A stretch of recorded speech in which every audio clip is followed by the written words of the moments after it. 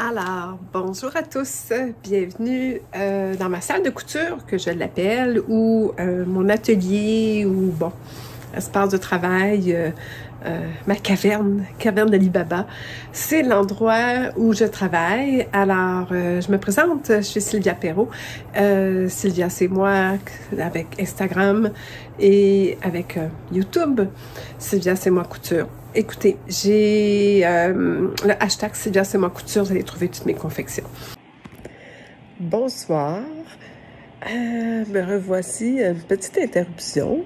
Il est très tard, il est 11 h le soir. Je suis en train de faire le montage et je réalise que j'ai 1h50, quelques minutes de vidéo. J'ai décidé de ne pas la couper, de la mettre au complet, mais de vous prévenir du temps que ça dure. Écoutez-la à temps perdu. De toute façon, je vous l'offre. C'est sans prétention et j'espère que vous allez apprécier, même si c'est un petit peu long. Alors, mais j'aime mieux vous prévenir. Alors, je vais vous retourner à la vidéo qui a été tournée aujourd'hui. Et bonne écoute et au plaisir. On m'a demandé, suite au dernier vidéo que j'avais faite, podcast, si c'était possible que je présente ma salle de couture. Écoutez, j'ai décidé de ne pas faire un ménage et de vous montrer ma réalité en toute transparence. De toute façon, j'en ai pas honte, au contraire. Au contraire. J'ai encore pas mis de micro en espérant que le micro de mon iPhone, j'utilise mon iPhone là, pour que ce soit plus pratique. Il est sur un portant avec ma petite lumière au-dessus que j'espère ne fait pas trop de rond dans mes lunettes. Oui, je le vois. Je vais essayer de la mettre de façon... ouais, c'est ça. J'ai changé de lunettes en me disant ça va peut-être être moins pire, mais ces lunettes-là sont aussi pires. Mais si je me mets de loin, je crois que c'est pas si pire. De toute façon, il y en a une très, très, très belle luminosité. C'est juste en contre-jour que je mets cette lumière-là. Parce que c'est une salle de couture que, si vous regardez, je vais tranquillement, sans vous étourdir, elle est très, très, très, très, très claire. Donc, beaucoup, beaucoup de luminosité. J'ai deux grandes fenêtres qui me permettent d'avoir une très belle lumière et une très belle vue. Je dois vous admettre que c'était un peu mon coup de foudre quand j'ai acheté la propriété ici. Je ne savais pas trop comment faire ça, par où commencer. Alors, j'ai décidé de plutôt vous montrer... bien, une petite séance couture, comment ça se passe pour moi, les outils que j'utilise et comment je travaille. J'espère que ça va durer moins qu'1 heure, ça ne vous garantit pas. Je ferai du coupage, si le son est pas bon, je peux maintenant l'améliorer, j'ai vu où. Donc, je crois qu'on va avoir du plaisir ensemble à voir ça, puis je vais vous partager des petits trucs aussi, et j'espère que ça va vous encourager à faire pareil, que vous aussi, vous allez avoir le goût de partager avec moi, peut-être des trucs, quelque chose que moi, j'ai pas pensé. Que vous dites, ah, ben moi, je fais ça, je vais lui dire. Alors, dans vos podcasts, on devrait partir petit truc utile pour couturière amateur. Donc, un nouveau hashtag et qu'on pourrait partager ça. J'espère vous en partager quelques-uns qui pourraient vous rendre la vie plus facile. Des choses que j'ai appris naturellement au fil des années, mais aussi avec l'expérience en formation couture que j'ai eue. Bien, en premier, je suis à ma salle ma pièce est divisée en sections. Alors là, je suis à la section repassage, table de repassage et tout. Je vais essayer de vous montrer. Encore là, ça peut être un petit peu chambranlant, je m'en excuse. Je sais pas comment toucher ça. Alors, voici. Alors ça, c'est la planche à repasser elle-même. On voit que j'ai trouvé un super beau... il est malheureusement à l'envers parce que ma table est placée dans ce sens-là. Pour moi, je suis droitière, c'est de mon côté le plus confortable. Donc, la pointe arrondie est ce côté-là. Mais j'ai trouvé ce très, très beau dessus de planche dans une boutique ici au Québec. Après, je vous retrouve le nom, je me souviens pas, mais dans une boutique de tissus en ligne qui vend aussi des accessoires dans le temps des fêtes et je me suis offert. Et c'est un gros lin, coton lin épais qui absorbe très très bien, qui sèche très vite et qui en plus est texturé et sentait tellement bon. Sentait le vrai lin, l'odeur presque florale du lin. C'était vraiment impressionnant. Encore là, peut-être tranquillement, je vous parlais, j'ai une très belle vue. Alors, On voit au loin, je crois qu'on le voit, on voit qu'il y a de l'eau là, voilà, je pense que vous le voyez dans la partie non moustiquaire qu'il y a de l'eau. Donc je suis sur le bord d'un petit lac, on en voit un petit peu par là. Donc c'est ma vue, habituellement j'ai un héron, des canards, un castor, j'ai quelques bébites qui se font un plaisir de me tenir compagnie et qui des fois arrêtent ma concentration. J'ai naturellement des mouches, des guêpes et tout ce qu'il y a au Québec et vous voyez la vue extraordinaire. Et si je prends la peine de me tourner un petit peu, je crois que dans le petit coin là, vous voyez un petit bout de montagne. Je ne crois pas que je peux agrandir en touchant mon écran, non. Alors c'est de Mont-Tremblant que j'ai la vue directement ici de cette pièce. Mais c'est pas évident là, de vous montrer ça comme ça, mais croyez-moi, il est là. Alors l'hiver, quand il est tout enneigé avec les pistes de ski, c'est sûr que là, on le voit. Et j'ai un petit balcon, j'avais oublié de vous dire, Roméo et Juliette. Tout petit, on met une chaise de type, je n'y vais que très rarement. Et ce qu'on voit en contrebas, dans le fond, c'est ma galerie qui a un toit d'été avec un moustiquaire, ça nous prend ça. Donc, vous avez la vue que j'ai, c'est quand même assez important parce que je pense que dans notre pièce de couture, il faut qu'on se sente dans un endroit créatif, où l'inspiration est là. C'est très important pour moi et puis définitivement ici, j'ai l'inspiration. Ensuite, ben, je vais vous montrer mon outil. Vous venez de l'entendre. J'ai succombé à ce fer à repasser. Alors, c'est un Olizo Pro High Touch. Écoutez, je pense qu'il ne manque pas de vapeur. Il fait beaucoup de vapeur, malgré le nombre de petits trous. Je l'approche pour que vous le voyez. Ma semelle n'est pas très propre, mais elle est utilisée. Alors, voyez-vous, le nombre de trous n'est pas si important que ça. Et vous avez vu la quantité de vapeur. Je vais juste le déposer. Voyez-vous, quand je le dépose, il se lève. Donc, il y a un mécanisme en dessous. Regardez-vous, le mécanisme qui sort quand je mets ma main dessus. Quand j'enlève ma main, le mécanisme ressort. Est-ce que je monte? Je monte pas à bonne place. OK, je recommence. Je couperai cette partie. OK, on part. Donc, j'explique le mécanisme. Voyez-vous, quand il est déposé, on voit qu'il y a une petite patte qui sort et le train arrière descend. Et dès que je mets ma main complète, tout remonte. Alors, tout disparaît. Et malgré, je vais le déposer encore, et malgré les petits trous que je vous montrais auparavant, dès que je le prends, il est assez surprenant en vapeur. Il n'est même pas plein de force. Et là, parce que je vais vous montrer, il veut plus. Il est un petit peu craché d'eau. C'est son défaut. Si j'avais quelque chose à vous dire là-dessus, c'est que dernièrement, il a commencé à cracher d'eau. Parce qu'il y en a qui ont des trucs, qui savent quoi faire. Je l'ai passé au nettoyage. Je l'ai passé à l'eau déminéralisée. Voyez-vous, il fait quand même une belle vapeur. On ne la voit pas toujours parce qu'il est en dessous la vapeur, mais oui, il fait une belle vapeur. Il repasse très bien. Le côté qu'il fait, j'espère que je n'ai pas taché mon nez, le côté qu'il fait, on voit qu'il repasse bien. Je ne sais pas si vous voyez, je vais essayer de pencher. Le côté qui monte et qui descend tout seul quand je le mets de côté comme ça, je ne cache pas que ça m'a pris un bon bout de temps à m'habituer. Malgré tout, j'étais portée à le remettre debout comme ça. Et il tient, il fonctionne très bien. Et je peux l'arrêter, là, le mécanisme. Là. Ici, on a un petit piton high touch. Je le mets off. Et là, il reste à terre. Donc là, je peux simplement m'en servir comme un fer ordinaire. Puis j'ai plus de soucis. Et ça n'accroche pas en dessous, là. C'est quand même très à ras, là. Voyez-vous, là, je le mets en angle pour que vous voyez. Il me fait faire la vapeur quand je n'en demande pas. Mais c'est ça.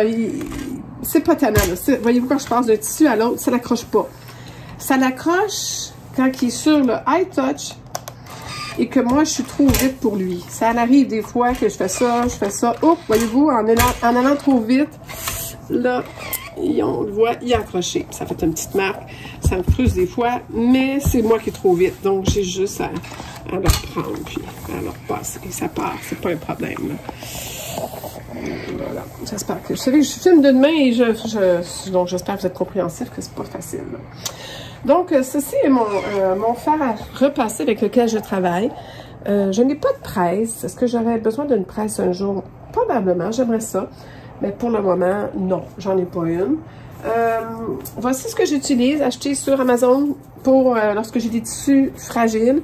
Je l'utilise beaucoup. J'ai pris d'ailleurs un beaucoup plus grand que j'avais avant. J'en avais un tout petit. Là, je m'en suis acheté un très grand. Voyez-vous, il fait pratiquement le 3/4 de ma table, de ma planche à repasser, comme on appelle ça au Québec.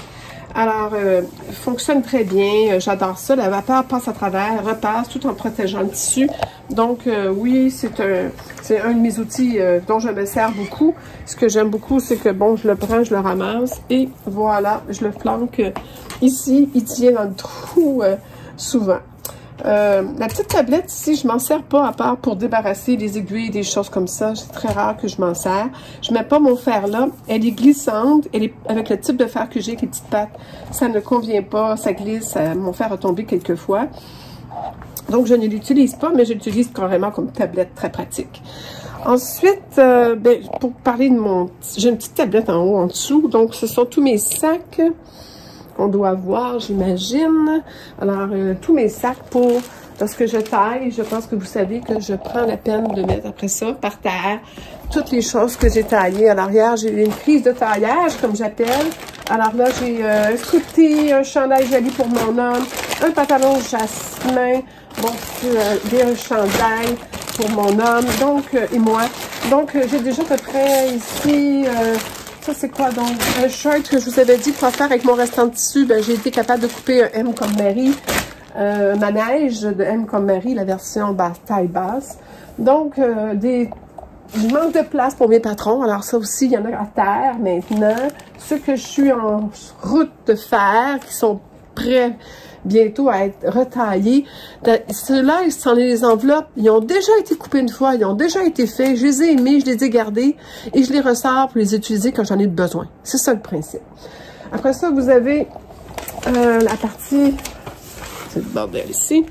Vous avez la partie, bien, bibliothèque, si je peux dire. Je vais remonter ça. Alors, vous voyez, la bibliothèque, elle va très, très haut. Alors, ça, c'est ma bibliothèque de patron. Comme vous, j'ai des revues que je cache dans des boîtes de revues. J'ai des livres, mes livres aussi, j'ai encore des livres d'école, des vieux livres que j'ai gardés. J'ai les livres d'instruction de mes machines que je laisse là à la portée de la main. Et j'ai des patrons. Ça, ici, c'est pratiquement tout du fan. Là, on est rendu en bas dans le panier. J'ai quelques enfants d'autres revues. Et j'ai d'autres livres qui étaient là, ça fait un trou, puis je viens de les sortir parce que je cherche dedans un patron. Un pantalon baroudeur. Alors, voilà. Donc, ça, c'est la pièce, la partie bibliothèque. J'ai une tête en haut qui appartenait à ma mère, une tête à chapeau. Voyez-vous, il y a des revues qui ont atterri là en haut. J'ai l'impression que... Faut que vous sachiez que j'ai un plafond cathédrale. C'est très, très, très, très haut ici. J'ai la chance d'avoir un air climatisé sur la tête. Alors, pratique l'été, parce qu'ici, avec les grandes fenêtres, c'est très chaud. Mais, en même temps, c'est toujours le petit vent froid. Ça m'arrive souvent de porter une veste parce que j'ai froid. Car c'est la seule air climatisée pour tout l'étage. Et notre chambre à coucher est juste en face. Je pense que vous avez déjà rencontré Sylvette. Oups, je peux ici plutôt. Sylvette. Alors, Sylvette a son portant. Il est juste là. Le portant de Sylvette est ici. Il est caché parce que c'est une barre de métal. Voyez-vous le support en métal en bas. Le portant est à terre en métal en dessous du panier. Donc, c'est très, très solide comme portant. Sylvette embarque là. Souvent, je le mets dans le milieu de la place quand je travaille. Là, quand j'en ai pas de besoin, je serre le portant dans ce coin-là, qui est le moins dangereux. Puis, je mets justement ce panier-là qui est dans ce panier. C'est quoi? Pourquoi j'ai un panier par terre? À vrai dire, vous allez voir, il y a des paniers par terre partout. Ce sont des choses à couper, à tailler.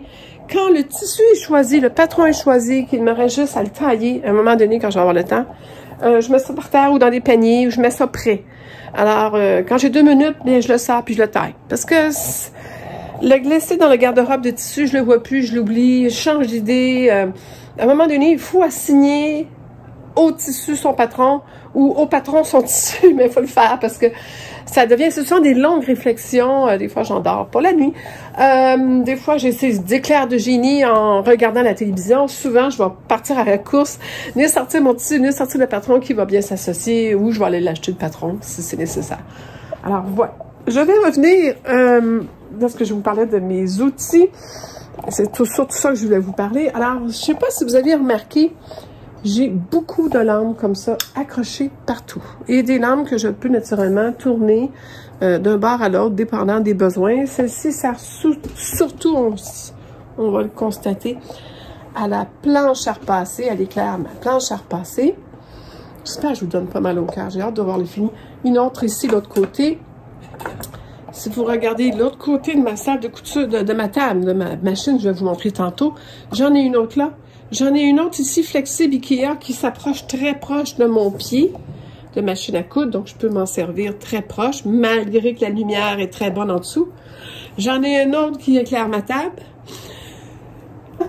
Après ça, si vous regardez, j'ai une très grosse lumière au-dessus de ma table de coupe. J'en ai une autre dans le fond, qui n'est pas allumée présentement. Je vais aller vous l'allumer. Vous allez comprendre son utilité aussi. Alors, elle fait un contre-jour, en fin de compte, parce que celle-là, elle part là. Donc, des fois, d'avoir une lumière qui arrive de côté, c'est bien. Il y en a une autre en haut là-bas. Il y en a une autre ici, qui éclaire ces deux machines-là. Une petite là, et je peux prendre celle-là, la tourner et la mettre aussi vis-à-vis de mes machines.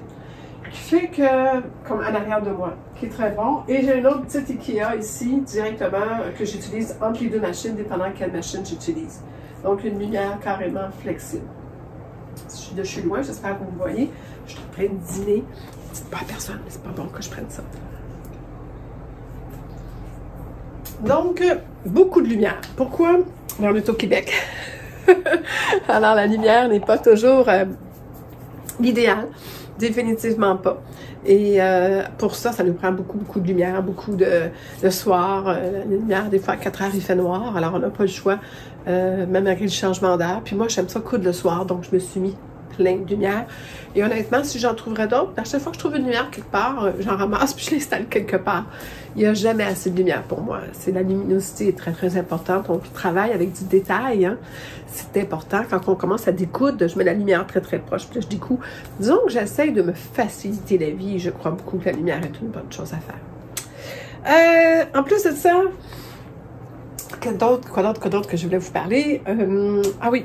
Je vais vous montrer les machines après, mais je vais juste vous montrer un peu l'ensemble de la pièce et mes outils. Quelque chose de très important pour moi. Je vais voir si ça fonctionne, parce que je veux que ça fonctionne, elle ne veut pas fonctionner. Qu'est-ce qui s'est passé? J'ai-tu débranché quelque chose par accident? Ce qui se peut. Voilà, regardez, voilà. Bon, voyez-vous. Aujourd'hui, pour ce 55e épisode de podcast dédié à la couture. Alors, pour tout vous dire, aujourd'hui, nous sommes le lundi 24 mai, c'est un jour férié, c'est un jour où il pleut, il vente, il fait très moche. Un temps tout à fait idéal, donc pour soit coudre. Je suis d'accord avec elle. Alors, SB Création, quand je vous dis que je vous écoute quand je couds, voilà la preuve. Mon conjoint m'a installé cette télévision. Je vais juste vous montrer ça, je vais vous approcher. Carrément suspendu encore là sur un portant mural. Est-ce qu'on voit bien? Oui. Oh, il y a de la poussière. Et la poussière, là, j'ai une salle de couture. Et elle se tourne dépendant si je suis à ma table de coupe, à mon plancher repassé, donc dépendant où je suis. J'ai aussi naturellement tout proche. On voit mon portable, qui est un portable dédié à la couture. C'est mon vieux portable que j'ai carrément récupéré et que j'utilise ici que dans cette pièce. Et mes patrons de couture, j'ai tellement de patrons de couture, j'ai tellement d'images, j'ai tellement de matériel, de PDF, et je filme et tout. J'ai décidé de mettre que ça sur un ordinateur dédié pour pas, en fin de compte, encombrer mon ordinateur de travail qui commençait à ralentir à cause des nombreux vidéos que j'avais et tout. Alors, voilà un peu l'histoire de ça. Et j'écoute naturellement, comme vous le voyez, en tout temps, pendant que je travaille, vos gentilles présentations qui m'inspirent beaucoup et qui m'ont inspiré à en présenter moi-même. Après ça, on va descendre le portant, puis je vais vous montrer mes autres outils, parce que là, on m'a parlé d'outils. Et là, est-ce que je vais être capable de faire ce que je veux faire? En principe, hop là, et voilà, je pense que vous avez descendu. Je vais vous raconter des choses qui vont être peut-être drôles pour vous autres. Mais, j'ai 2 poubelles. 2 poubelles, oui. Et j'ai une dame qui vient faire le ménage une fois par 2 semaines. Et elle a des ordres très précises. Ne jamais toucher à cette poubelle. Pourquoi? Ce sont mes retailles, trop petites pour être récupérables, mais parfaites pour faire des tests machines. Je taille 8 à 10, des fois 12 morceaux d'avance, ce qui fait que je veux pas mettre les retailles non plus dans les sacs. Bon, ça fait de la poussière, de la saleté, de la mousse. En principe, là, j'ai triché tantôt, là, mais en principe, il n'y a que du tissu, de tous les derniers morceaux que j'ai fait, des réparations ou quoi, là-dedans. C'est très rare qu'il y ait du papier, là, peut-être un papier de compte de fil, mais ce sont vraiment les derniers morceaux. Vous n'avez pas vu, mais je viens de me faire un jeans rose que je vais vous montrer dans le prochain podcast. Je me suis fait le petit chandail de lapin d'Alice qui est très adorable. Et j'ai mis aux poubelles une blouse que je voulais plus, elle n'était même pas récupérable. Le tissu est en polyester de se désagréger. Donc, cette poubelle-là, personne n'a le droit d'y toucher. C'est moi qui la vide quand je suis prête. Comme là, je sais que j'ai tout fini. Non, j'ai taillé, c'est vrai, du lin, là, mon pantalon jasmin. Que pour faire mes essais machines, que ce soit la surjeteuse, recouvreuse ou mon industriel, pour ma grandeur de poing, netteté des points, clarté des points, efficacité des points, j'utilise ça. Qui fait que c'est pour ça que cette poubelle-là, personne n'a le droit d'y toucher. C'est comme ça que je suis. L'autre poubelle, pour dire qu'ils ont le droit d'y toucher, c'est ma poubelle où je vais lancer mes mouchoirs, mes Kleenex, comme on l'appelle au Québec, les papiers, les retailles de papier, les choses que... il y a une partie qui va à la récupération, puis une autre partie, que c'est la poubelle. Alors ça, c'est la poubelle aussi qui prend toutes les fils. C'est celle qui est à côté de la machine, et entre la machine à coudre et la planche à repasser, où je me suis rendu compte que je coupais le plus souvent. Donc, dès que je coupe un fil, ça s'en va dans cette poubelle-là et non ici. Ici, c'est très rare qu'il y ait des fils. Lorsqu'il y en a, c'est des très longs. C'est parce que j'ai enfilé ma surjeteuse, parce que j'utilise le truc de tirer le fil. Donc, c'est la seule raison pourquoi il peut y avoir des fois, à l'occasion, à portée de la main, des fils dans cette poubelle. Je tasse la poubelle, je tasse les rallonges que je me suis posées pour pouvoir visiter puis vous montrer ça. Et je vous montre ici mes outils de repassage. Parce qu'on était là-dedans. Je me demande si je n'ai pas coupé. Alors, ma Jeannette, ma super Jeannette, j'en avais une pareille pendant des années. Et je pense que je l'ai déjà mentionné dans un autre podcast. J'ai arrêté de coudre pendant quelques années. Après que mes enfants aient quitté le patinage artistique et m'avoir épuisé à leur faire des vêtements à la course à la chaîne et des vêtements vraiment pas évidents à coudre, autant pour un garçon que pour une fille. J'ai recommencé j'ai continué à faire mon immobilier à temps plein, mais j'ai laissé tomber la couture. Et j'ai même jusqu'à un certain moment vendu beaucoup de choses que j'ai regretté d'avoir vendues. Ne faites jamais ça, regardez tout. Parce qu'il y a des choses que je ne suis plus capable de trouver, qui ne se vendent plus, ou qui ne seront jamais comme ils étaient, ou peut-être que j'idéalise mes anciennes choses, mais il y a des choses que je n'ai pas malheureusement trouvé la qualité. Et les Jeannettes de nos jours sont souvent très, très, très rembourrées. La mienne ne l'est pas, comme ma vieille. Alors, j'ai dû magasiner, j'ai acheté usagé. Et j'en ai fait des places. Et la première que j'avais achetée, elle était parfaite, mais elle puait. La madame cousait. J'ai essayé de la laver, de la faire tremper dans l'eau de javel. J'ai tout essayé. Ça ne fonctionnait pas. Je l'ai jetée. J'en ai trouvé une autre, heureusement. Celle-là, elle sent bon. Elle a ce que je veux, donc pratiquement rien. Elle n'est pas hyper padée. La mienne, elle est dure. C'est comme ça que je les aime, pour une certaine précision. Si j'ai quelque chose de padé à faire, j'ai d'autres choses. Mais une bonne Jeannette, pour moi, n'a pas à avoir un padage. Vous savez, le coussin en dessous, trop épais, trop moelleux. Elle doit avoir, quand je fais des barres, des manches, monter des manches avec ça. Moi, ce que je recherche, c'est quelque chose qui a une bonne fermeté, que je suis capable de mettre mon fer et que mon fer va appuyer, que ça va donner une réponse. Alors, c'est mon goût à moi. C'est comme ça. Peut-être parce que j'ai appris à travailler sur des vieilles Jeannettes en industrie ou à l'école, qui avait plus, le padding était tellement mince que pour moi, c'est mon idéal de Jeannette parce que j'ai appris avec ça. Mais c'est ma façon de faire. Ma planche à repasser a plus de padding. D'ailleurs, souvent, j'ai laissé l'ancien padding en dessous. Quand je le change, des fois, j'en enlève une couche, mais je laisse l'ancien, que ça leur donne un meilleur coussin. Mais en même temps, la dernière, celle-ci, je ne l'ai pas fait. Je l'ai enlevée et je remarque que la vapeur passe mieux à travers la planche, donc ton tissu reste moins mouillé, donc sèche plus vite. Alors, il y a des avantages aussi à ça, que ça sera à voir. Peut-être que certains d'entre vous me diraient, oui, c'est ça, il faut que tu fasses. Mettez-moi une petite note en bas. Je vais apprécier vos commentaires. Alors, voici une autre Jeannette. C'est pas une Jeannette, il y a un autre nom pour ça, là. Excusez-moi, je me souviens pas de mes noms par cœur de mes outils, mais je vous les mettrai si vous voulez en bas. Alors, celle-ci, je l'adore. Bon, premièrement, elle est beaucoup plus padée que donc pour monter mes manches. Elle a un pad d'ailleurs en forme. Il tient par miracle parce qu'il n'y a aucun élastique, rien. Mais ça fait mon affaire parce que je m'en sers justement. Elle a un beau rond que comme j'aime. Elle est molle. Me permet aussi de faire, quand je vais aller repasser dans des pointes, il est là. Repasser aussi dans des endroits, des choses de manche, par exemple, des poignées de manche, des choses plus étroites. Le fait que ça s'enlève me permet... Ah ben voyons, le Tailorboard, voilà, je cherchais le nom. Le voilà, Tailorboard de June Taylor. Écoutez, ça sert à tellement de choses, là. Alors, il y a les curves, les trois sortes de curves. Alors, on a les curves intérieures, curves extérieures.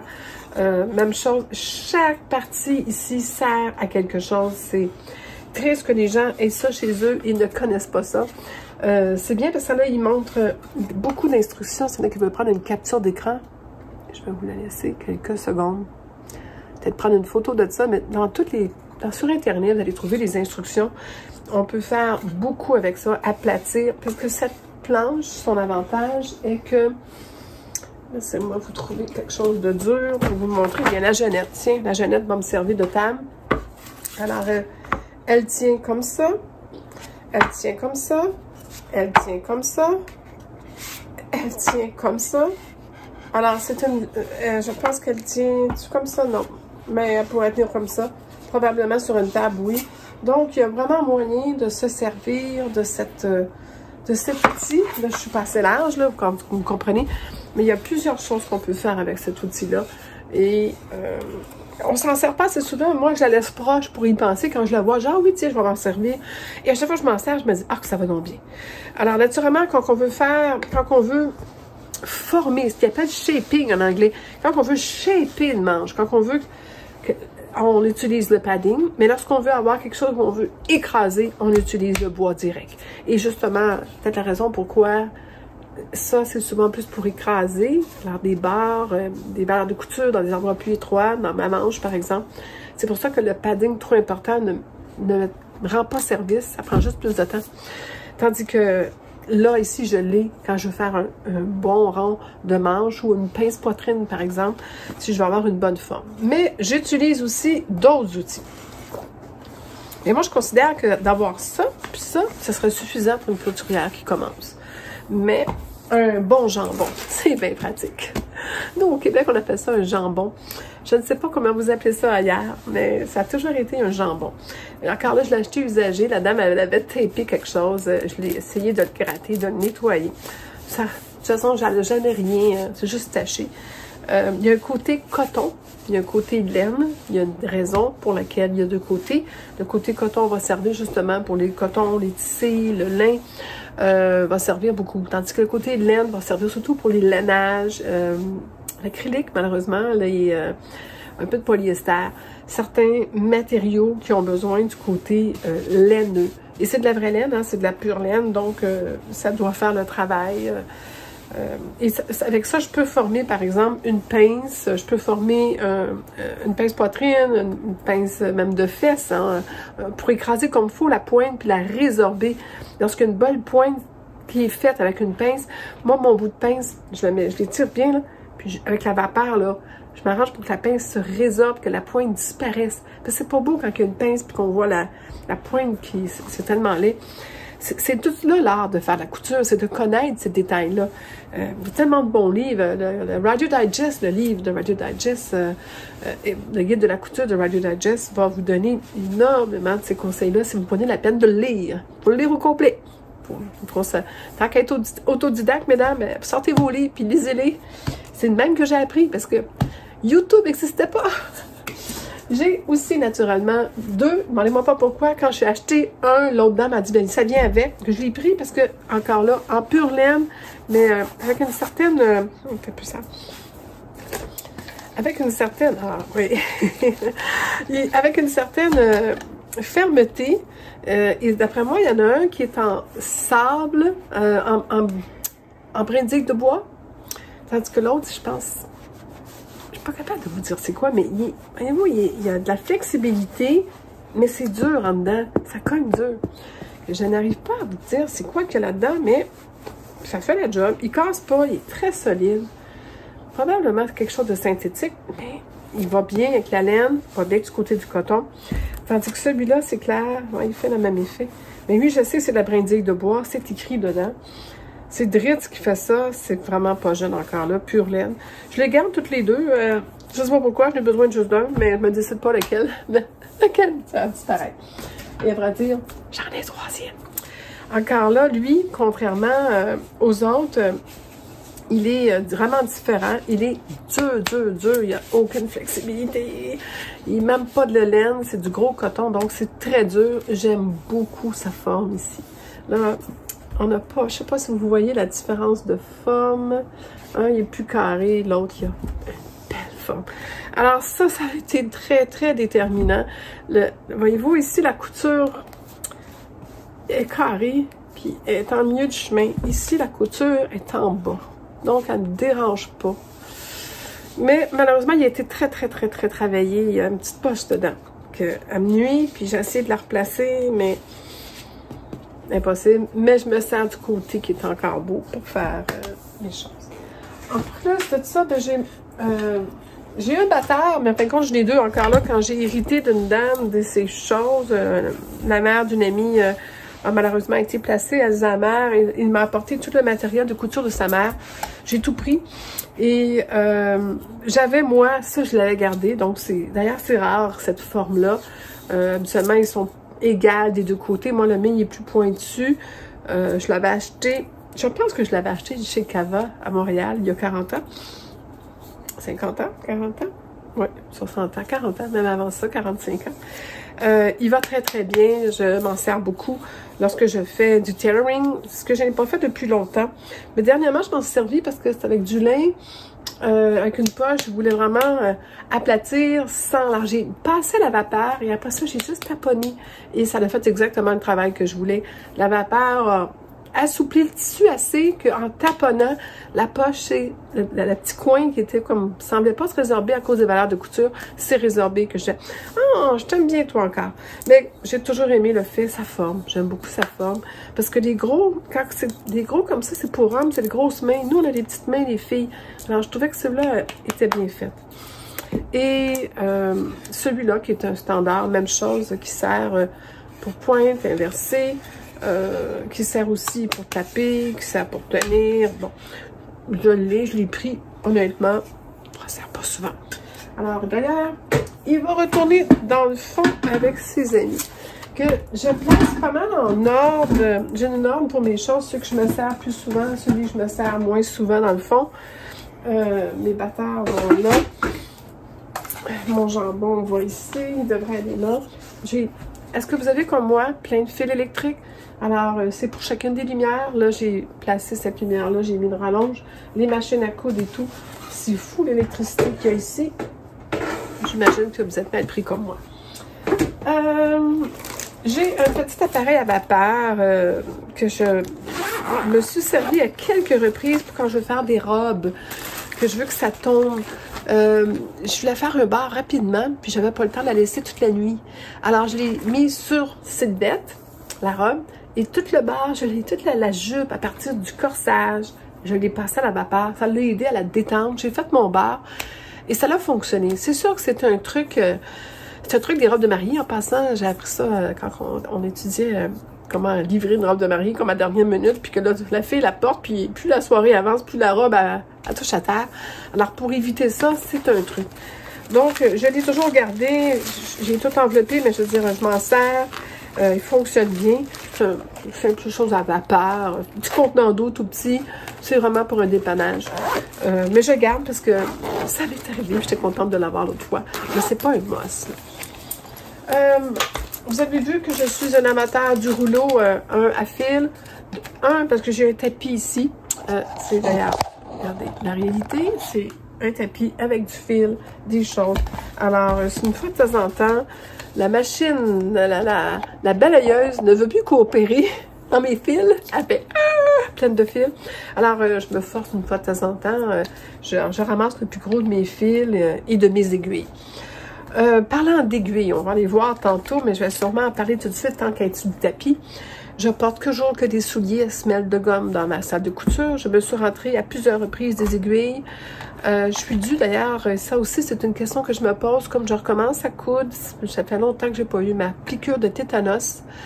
Et je me demande si je devrais pas y aller. Parce que je me pique avec des aiguilles des fois qui sont peut-être pas si propres. Il y en a une, d'autres fois j'ai rattrapé, elle était rouillée, je l'avais pas vue. C'est trop bête que je pense que c'est une chose que je vais demander à mon médecin à mon prochain rendez-vous. Et personne n'a le droit de rentrer dans ma salle de couture sans souliers. Parce que c'est un champ de mine ici, là. Je veux dire, c'est un tapis. Alors, on les voit pas, les aiguilles brillantes dans cette couleur de tapis-là et l'argent et tout. Donc, oui, j'utilise... ça paraît sale. J'utilise brosse régulièrement pour enlever des moumounes, nettoyer. Alors, la bonne vieille brosse, la brosse à revers, la brosse collante. Et je viens de trouver la fermeture éclair que je cherchais. Bon, et voilà. Et ça, c'est le genre de... Là, vous allez me dire, pourquoi un bas? Mais parce qu'il y a des choses qui sont piquantes. Et j'ai vu que... J'ai à part que ce soit madame qui fait le ménage ou mon conjoint ou quelqu'un en mettant la prise ce graphing. Donc, j'ai mis un vieux bas par-dessus la pointe. Comme ça, il n'y a pas de danger que quelqu'un se blesse. Donc, ça explique mon espace couture. J'ai serré ça comme ça me dépanne. J'ai une règle ici en bois, mais elle est plus décorative que n'importe quoi. Vous allez comprendre tantôt pourquoi. J'ai un vieux ruban très âgé que je pense appartenait à ma grand-mère, que j'ai suspendu là, carrément en décoration. Si vous regardez, vous allez voir, il y a beaucoup de pendrioche dans ma salle de couture. Si je trouve un beau ruban, si je trouve quelque chose de joli, je ne veux pas le perdre de vue, je le suspends. Mais lorsque je suis en mode créatif, de dire avec quoi je vais associer le tissu, le patron, les garnitures, je les ai à la vue. Parce que toutes serrées dans les boîtes, je les oubliais. Et ça ne me tente pas toujours d'ouvrir des boîtes. Et souvent, mon préféré ou celui que je veux bientôt mettre quelque part, le fait qu'il soit accroché, c'est drôle, mais il trouve sa place pas mal vite la plupart du temps. Que même des fois, j'ouvre mes boîtes et je sors des nouveaux. D'ailleurs, je vais être due pour ouvrir mes boîtes, là, parce que j'en ai caché, mais en même temps, d'ailleurs, c'est l'histoire des marguerites que vous allez voir un peu plus loin. J'ai d'autres bacs à terre qui traînent ici. Je pense que je pourrais me tasser. Mais c'est des outils, des choses de bureau, là, les agrafes pour les brocheuses, des choses comme ça, que je garde en haut. J'en ai dans mon bureau en bas aussi d'affaires. Et ça, c'est des bacs vides pour le moment. Parce que je suis un petit peu en réaménagement au niveau du fil. On va en parler tantôt, ça aussi. Après ça, on va se relever et j'allais vous montrer les machines. Alors ici, c'est ma Seigneur. Je crois pas qu'elle soit branchée présentement. Voyez-vous, j'ai des boutons à poser. Je vais juste voir si je peux jouer un peu. Alors, il ne faut pas oublier, la prochaine fois que j'ouvre ma machine, les boutons sont directs en dessous du pied de biche. Alors, je ne devrais pas oublier de les poser. Je vais vous dire ce que j'aime et ce que j'aime pas. Encore là, très honnête avec vous, c'est une machine que j'ai achetée moyen bas de gamme pour me décider de si je recommençais, j'aimais vraiment ça coudre. J'avais une bien meilleure machine dans le temps, mais une Janome, je crois que j'avais, et j'avais une Kenmore, qui est la marque Janome du magasin Sears. Kenmore, c'est la marque maison. Je ne sais pas si vous savez ça en Europe, il y a des marques maison. Donc, cette machine-là a été achetée en ayant les autres dans l'arrière de la tête avec les choses que j'utilisais. Alors, dans mes priorités était d'avoir, faire des boutonnières, quelques points de fantaisie si je voulais, mais surtout le zigzag, point extensible, puis bon, de toucher et tout. Je lui donne tout le crédit à cette machine-là pour répondre à tous ces besoins-là. Elle travaille très bien. Elle manque juste, malgré qu'elle soit au coton, de vitesse. Mais mon souci à moi, pour mon niveau de confection, et ça... Je pourrais le dire, là, je ne vais pas détruire cette machine-là, parce que je vous dis, c'est une très bonne machine pour une débutante. Mais la précision n'est pas là pour moi. Lorsque je parle de précision, tout est dans le pied. Je pense que là, j'ai mon pied, oui, j'ai mon pied d'entraînement, à double entraînement à ce moment dessus. Mais lorsque j'ai n'importe quel autre pied, le pied standard, il est où, le petit talon? Il y a beaucoup de pieds qui viennent avec d'ailleurs. C'est pas les pieds qui manquent de cette machine. Mais si je regarde les pieds 1, moi j'étais habituée de travailler avec le 1/4 inch, ok? Le pied 1/4 de pouce, premièrement. Parce qu'en industrie, c'est ça qu'on avait au Canada. Et je regarde ces pieds-là, c'est pas un quart, c'est pas un 8, c'est pas un 3/8, c'est rien. Je ne sais même pas qu'est-ce que ça représente. Je passais mon temps à tout bouger mon aiguille. Je pense que c'est 7 mm. C'est probablement à cause que c'est le système métrique dont nous avons été imposés ici au Canada. J'ai rien contre, je travaille beaucoup avec le système métrique, mais le problème, c'est que, là, voyez-vous, ça, c'est mon pied tous les jours de cette machine. Là, c'est très difficile, parce qu'il est très large, d'être précis. Des bébelles qu'ils mettent après, tu le vois, puis ils branlent, là. Il n'y a rien, c'est pas solide, ça bouge, ça fait clic-clic, c'est pas normal, là. Je sais pas si vous comprenez, là, c'est pas quelque chose qui... C'est bien le fun, les bébelles qu'ils vont mettre. Oui, c'est pratique. La façon aussi que le pied rentre, la forme qu'il a, le fait que les cliquables, on peut monter... Oups, voilà, vous avez vu, il est cliquable. On peut accrocher, décrocher le pied en pesant sur le piton. C'est merveilleux. Mais c'est pas ça que j'ai besoin. C'est trop de tralala pour moi. La précision que j'ai pris j'ai retrouvé mon vieux pied par hasard dans les affaires de couture que j'avais gardées, que j'avais de zipper. Et, il fit même pas, je l'ajuste, mais c'est encore lui qui allait mieux. Pour au moins avoir de la précision. Mais encore là, c'était dû à peu près. Et moi, je travaille fort dans ma couture. J'ai pas besoin d'avoir du à peu près. Ça me frustre. Je ne sais pas si je vais la vendre. Je ne sais pas si je vais en acheter un autre. J'arrivais pas à en acheter un autre.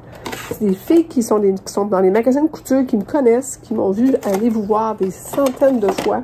J'exagère. Mais des dizaines de fois au moins. Vous demandez conseil, puis essayer des machines et tout, et de toujours sortir les mains vides. Mais la raison, c'est ça, c'est que toutes les machines que vous m'avez montrées avaient ce crime de pied que je n'aime pas, qui n'est pas précis, et toutes les compagnies de couture ont ce type de pied-là. Et je n'arrivais pas, après des essais, et vous savez que j'en ai essayé beaucoup, à trouver la qualité de pointe que ma nouvelle machine m'offre. Et c'est à cause d'une personne sur... Oh, là, je vais essayer de changer de place. D'une personne, je ne sais pas si je suis sur le bon côté. On va enlever la bouteille d'eau, les épingles. Hello, August 18th, Wednesday. I will do my very best to assist you in any way I can. Let's do our best. Thank you. Alors, celle-ci, bien, à part qu'elle parle, je m'en passerais bien, si je peux trouver comment. À part qu'elle me dit bonjour quand j'arrive, puis bye-bye quand j'ai fini. Le restant du temps, quand elle parle, elle me fait faire des sauts. C'est fou, parce que souvent, on le sait, on est très concentré sur notre machine. Puis là, elle te dit quelque chose, tu fais un saut à chaque fois. D'ailleurs, mon conjoint, quand il monte les escaliers, qui vient me rejoindre dans ma salle, mon atelier pour me parler, n'importe quoi, je lui dis toujours de s'annoncer avant. Parce que je suis tellement concentrée que souvent, il me faisait faire le saut lui aussi. Alors, c'est bizarre, je suis pas la seule comme ça. Mais c'est vrai, on travaille fort. Donc, je vous présente Juki qui, grâce à l'atelier de Rachel Lajoie, je la voyais, la Juki, je l'ai vue ailleurs. Je la reluquais, mais je me disais, vas-tu vraiment m'embarquer? Et moi, je suis de l'époque où, je vais essayer de vous reculer un petit peu, que vous me voyez le visage quand je vous parle. Ah! Donc, moi, je suis ancienne, je ne le cache pas, j'ai 61 ans. Je suis de l'époque où les machines industrielles, lorsqu'on levait ça, ils étaient en dedans dans un bain d'huile. Je ne voulais pas dans mon tapis, dans ma maison. Ça pèse 3 tonnes avec le bain d'huile. 2, ça coule, c'est salissant, c'est pas évident. Et là, j'ai entendu parler que ces machines-là arrivaient pas de bain d'huile. Et avec un système beaucoup plus simplifié au niveau de l'hydratation de la machine, si je peux dire. Et d'ailleurs, il y a une partie pour l'huile, pour la partie mécanique solide en dessous. Le restant, c'est tout avec du silicone, d'autres sortes de produits qu'ils ont pour hydrater. Donc, c'est beaucoup moins beurrant, salissant, c'est beaucoup plus propre. Ce qui nous permet d'avoir maintenant ce type de machine-là à la maison. Mais ça reste que c'est un c'est fait pour l'industrie. C'est incroyablement... J'ai rien pour faire sonner le métal que ça sonne. Non, non, mes beaux ciseaux. C'est en métal. C'est du métal complet. La seule partie plastique ici est la rallonge pour le moteur, le côté moteur électrique. Mais tout le restant est carrément une machine en métal. C'est très, très impressionnant. L'huile se met par un petit chose d'huile ici, qu'on enlève puis qu'on verse l'huile direct dedans avec un petit huile. Voilà, l'huile. Honnêtement, depuis que je l'ai, j'en ai pas mis encore. Je vais appeler mon monsieur Descaries, et j'étais pour lui poser la question, qu'est-ce qu'il me recommandait. Il semblerait que la machine peut nous dire le nombre d'heures d'utilisation et le nombre de points qu'elle a fait. Donc, l'utilisation au nombre d'heures, nous, on n'est pas sur la machine de 9 heures ou de 8 heures à 4 heures à sans arrêt à faire de la chaîne, comparativement à ce qu'ils font dans l'industrie. Nous, on a des machines qu'on fait 2-3 coutures, on va à surjeteuse, on va à repassage, on va recouper, on va à l'ordinateur pour lire les instructions, on revient. Ce qui fait que la machine peut passer la journée ouverte, mais pas nécessairement fonctionner tant que ça. Alors, ça, c'est une autre des bonnes nouvelles, c'est que comme c'est électronique, bien la machine connaît le nombre de points, donc le nombre de temps que tu l'as vraiment utilisé. Elle est capable de te dire, donc, on doit mettre probablement pas mal moins d'huile, mais il ne faut pas non plus que la machine gemme. Il ne faut pas que la machine bloque, durcisse, parce que justement, elle n'est pas assez utilisée. Alors, ça prend quand même une certaine utilité de la machine. Je m'en sers assez pour ça. Et au pire, je la ferai faire le service si je vois que je partais pour quelques mois puis que je m'en sers pas. À ce moment-là, je préfère un service à la machine pour m'assurer qu'elle soit en bon état. Un bon nettoyage et tout. Cette machine a beaucoup de fonctions que vous ne servirez jamais et que je ne me servirai jamais parce que ce sont des fonctions pratiques en industrie. Donc, à part que elle avance tout seul, elle fait le point d'arrêt. Donc, je peux décider qu'elle fasse un point d'arrêt au début, un point d'arrêt à la fin, puis au début. Je peux décider que je peux la programmer que quand elle arrête, l'aiguille reste plantée. Donc, pareil comme les machines domestiques. Mais beaucoup plus fort, beaucoup plus vite, beaucoup plus puissant. Et beaucoup plus précis. C'est la précision. La précision me donne une propreté de point. À l'instant, je vais essayer de vous trouver une retaille. Voilà, ça donne bien. Il y a quelque chose que je peux pas faire. Il faut que je tourne mon bord. Alors, j'ai j'espère si vous me voyez assez loin comme ça. Je vais descendre. J'ai une affaire pour le genou ici. Je ne sais pas si vous le voyez. Alors, j'ai pour le genou ici, alors je peux monter et descendre le pied. Vous avez vu mes lumières là, qui sont vraiment utiles. Quand j'allume tout, on voit que c'est clair. Là, j'ai pas 300 000 choses habituellement. Habituellement, tout est libéré. J'ai toujours mes petits ciseaux. À chaque machine, j'en ai une paire. Je ne peux pas me passer de ça. Et voilà, j'ai de quoi coudre le premier morceau. Je ne sais pas si vous m'en demandiez tant. Mais au pire, je ferai 2 vidéos. Je couperai les parties plates. Non, ça ne coupe pas ces ciseaux-là. Hein? Je vais prendre mes petits ciseaux adorables. Ça coupe. Ouf, ça coupe trop même. Je vais le montrer tantôt. Alors voilà. Donc, je me suis mis. Je ne sais pas si vous voulez. Je vais vous rapprocher. Qu'est-ce que ça a l'air de même? Ça se perd, hein?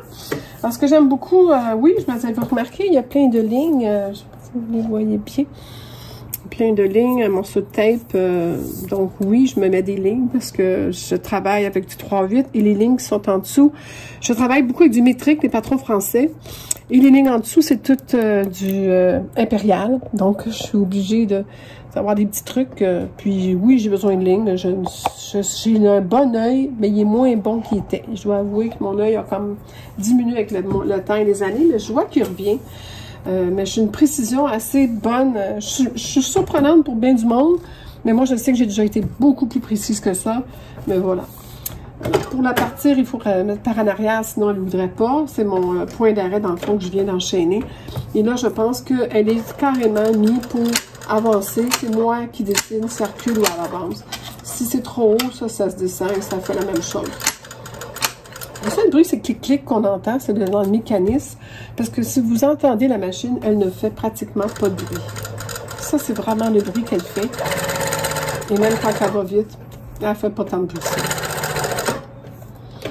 Elle est programmée pour que le pied reste par en bas. Donc, la précision du point est assez impressionnante. Je veux dire, ça m'épate toujours. Je peux aller lentement, je peux aller vite. Et d'ailleurs, en parlant de vitesse, je le pense que je suis à 1800 points minute. Alors, et pourtant, je n'allais pas si vite que ça. Ça veut dire que si je voulais pousser la pédale à fond, je pourrais monter à 1800 points. Cette machine monte à 5000 points minute. Je peux vous dire que j'ai été en industrie. J'ai vu des filles travailler avec du 5000 points minute, mais c'est sûr que c'est du automatisme. Ils travaillent avec des gants et puis ils travaillent avec une dextérité rare. Ils font ça à l'année depuis 20 ans. Nous, les machines commerciales, comme ma Seigneur, je pense qu'elle fait peut-être du 650 ou 800 points minute maximum. Puis c'est une bonne machine quand vous avez du 800. Vous allez attraper du 1500, je pense, dans la machine semi-industrielle. Mais celle-ci, je peux monter. Je sais pas si vous voyez. Elle parle à chaque fois, mais c'est tannant. Alors, vous voyez, elle monte, elle arrête à 5000. Oui, je sais. Elle arrête à 5000. Je sais pas si vous voyez bien. Alors, elle est à 5000 points minute. 5000 points minute, j'ose même pas... je vais peut-être essayer de voir ce que ça donne. Je vais enlever mes mains de là parce que c'est sûrement fou comme de la merde. Excusez-moi l'expression. Mais on va voir. OK. Fallait que je le dise. Je suis d'accord. Je suis correct, j'ai compris. Puis je vois même pas au maximum. Je vois même pas au maximum. C'est très vite. Et non seulement c'est très vite, quand je pèse par en arrière de la pédale, ça coupe le fil automatique. C'est pour ça que je l'aime beaucoup aussi. Et je vais vous montrer. Mon Dieu, j'ai fait un beau dessin. Mais regardez-moi la qualité du point. Je suis à 3, un petit peu plus que 3 points. À 3, alors il y a 1, 2, 3, 5. On parle vraiment de la largeur du point au pouce. Alors, je suis à 3 points au pouce là-dessus, mais je pense que je suis plus que 3 points au pouce. 1, 2, 3, 4, 5, 6. Donc, 3, ça revient 6 points au pouce. Ça doit être ça, le principe. Oui, c'est ça. La beauté, la clarté, je ne sais pas comment vous voyez, comment c'est beau. Pas si. Je mets ça comme ça. Comme ça. Je ne sais pas ce que vous voyez parce que je ne vois pas du tout dans mon retour d'écran. Hop, l'autre côté. Attendez.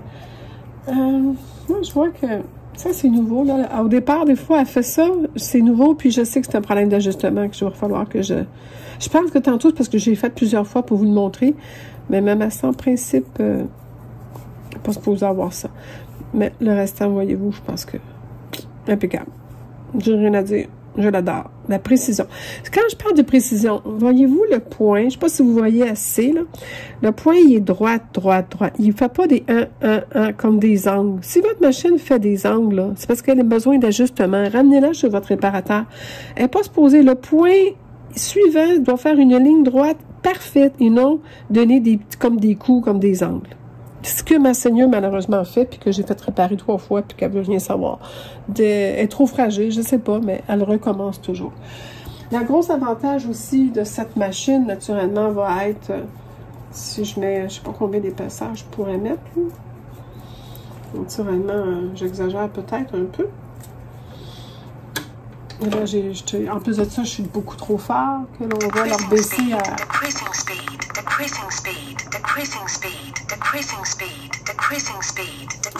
On va la mettre à 2500.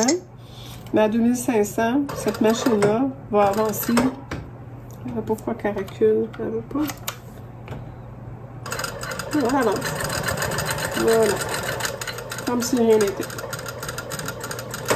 Je n'ai pas fait la toute vitesse, on s'entend. Je ne fais pas exprès. Je l'aime, ma machine. Mais... voilà. C'est un tank. Ça passe à travers toutes les épaisseurs. C'est assez impressionnant. Alors, et les fonctions, à part de mettre de petits points serrés, grands points pour faire du montage, ça fait que du point droit.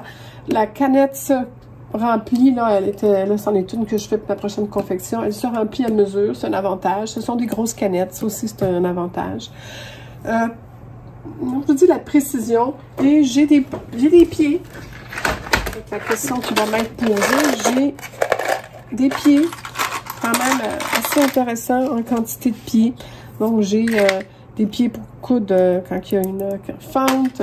J'ai des pieds naturellement à fermeture éclair, à droite et à gauche. Vous voyez, tout est steady. Il n'y a pas de pied là que ça fait kitting, là. Tout est stable, tout est solide, tout est fort, tout est capable. Voyez-vous? Elle me parle tout le temps comme ça. Let's do your best for the overtime as well. Parce que comme elle n'est pas programmée à la bonne heure, elle pense que je suis en overtime en ce moment, en plein milieu de la nuit. Et c'est ça. Elle me dit, ben là, le travail est un peu plus fort, je suis à 0%. Une fois de temps en temps, elle va me dire, vous êtes à 2% de capacité, vous pouvez aller plus vite. Non, je m'amuse, moi, ici. Alors, voilà.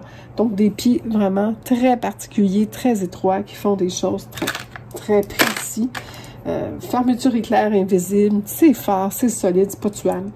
Donc, on parle, quand on a vécu, connu ça, on ne veut plus jamais, on a de la misère à coudre sur d'autres machines après.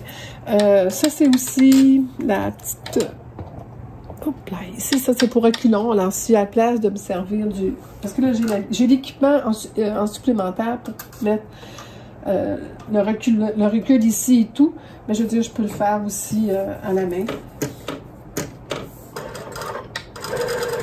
Non, il ne veut pas. Il est pendant aussi. Je peux faire, dans le fond, c'est le côté mécanique qui est encore là, parce que maintenant, tout se fait du côté... tout se fait, ça fait tout ça. Ça va super bien.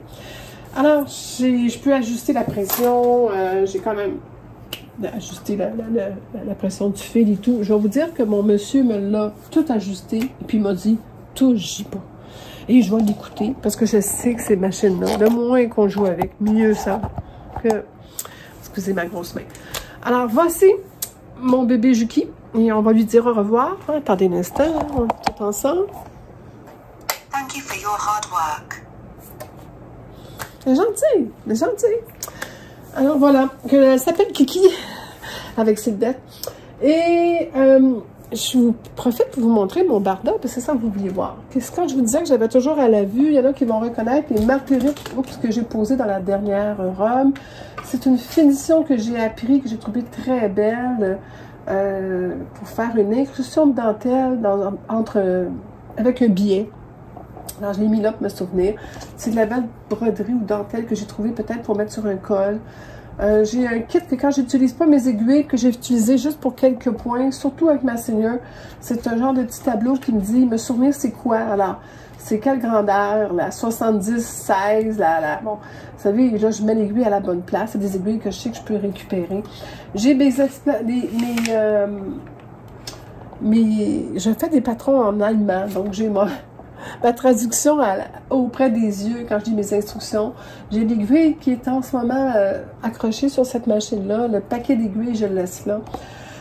Des échantillons de tissu que j'ai reçus de France. Je pense que c'est Anniline qui a malheureusement fermé ses portes, qui m'avait envoyé ça. J'achetais beaucoup d'elle et puis... mais voilà, elle n'existe plus. J'achète des fois de cousettes en France, ceux qui me posent la question. Les grandeurs, tour de tête de la famille. Donc, on va continuer à se promener. Ici, dans les outils. Je voulais juste aussi vous montrer que là, j'ai un panier de mes fils en cours.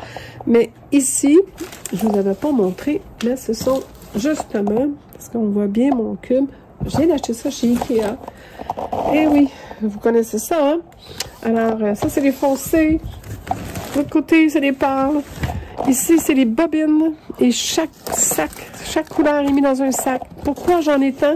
Parce que, comme je vous ai dit, j'ai hérité du stock de ma mère et du stock d'une dame. Alors, tout le monde avait du fil. Moi, j'avais du fil. Eux en avaient. Que je les ai toutes mis dans des sacs, des petits sacs par couleur. Ici, c'est mes... tout ce qui s'appelle... pour renforcer, alors, l'entoilage. Donc, ça, c'est ça. Ici, je vous ai montré la machine. Alors, ici, je tombe dans l'autre caverne d'Ali Baba. Ici, ce sont les outils sous la main que j'ai achetés au fil du temps et qui me sont utiles. Alors, soit une loupe, une petite réglette. Il y en a qui sont en double. Des petites choses que j'ai trouvées, des crayons. C'est un peu bordélique.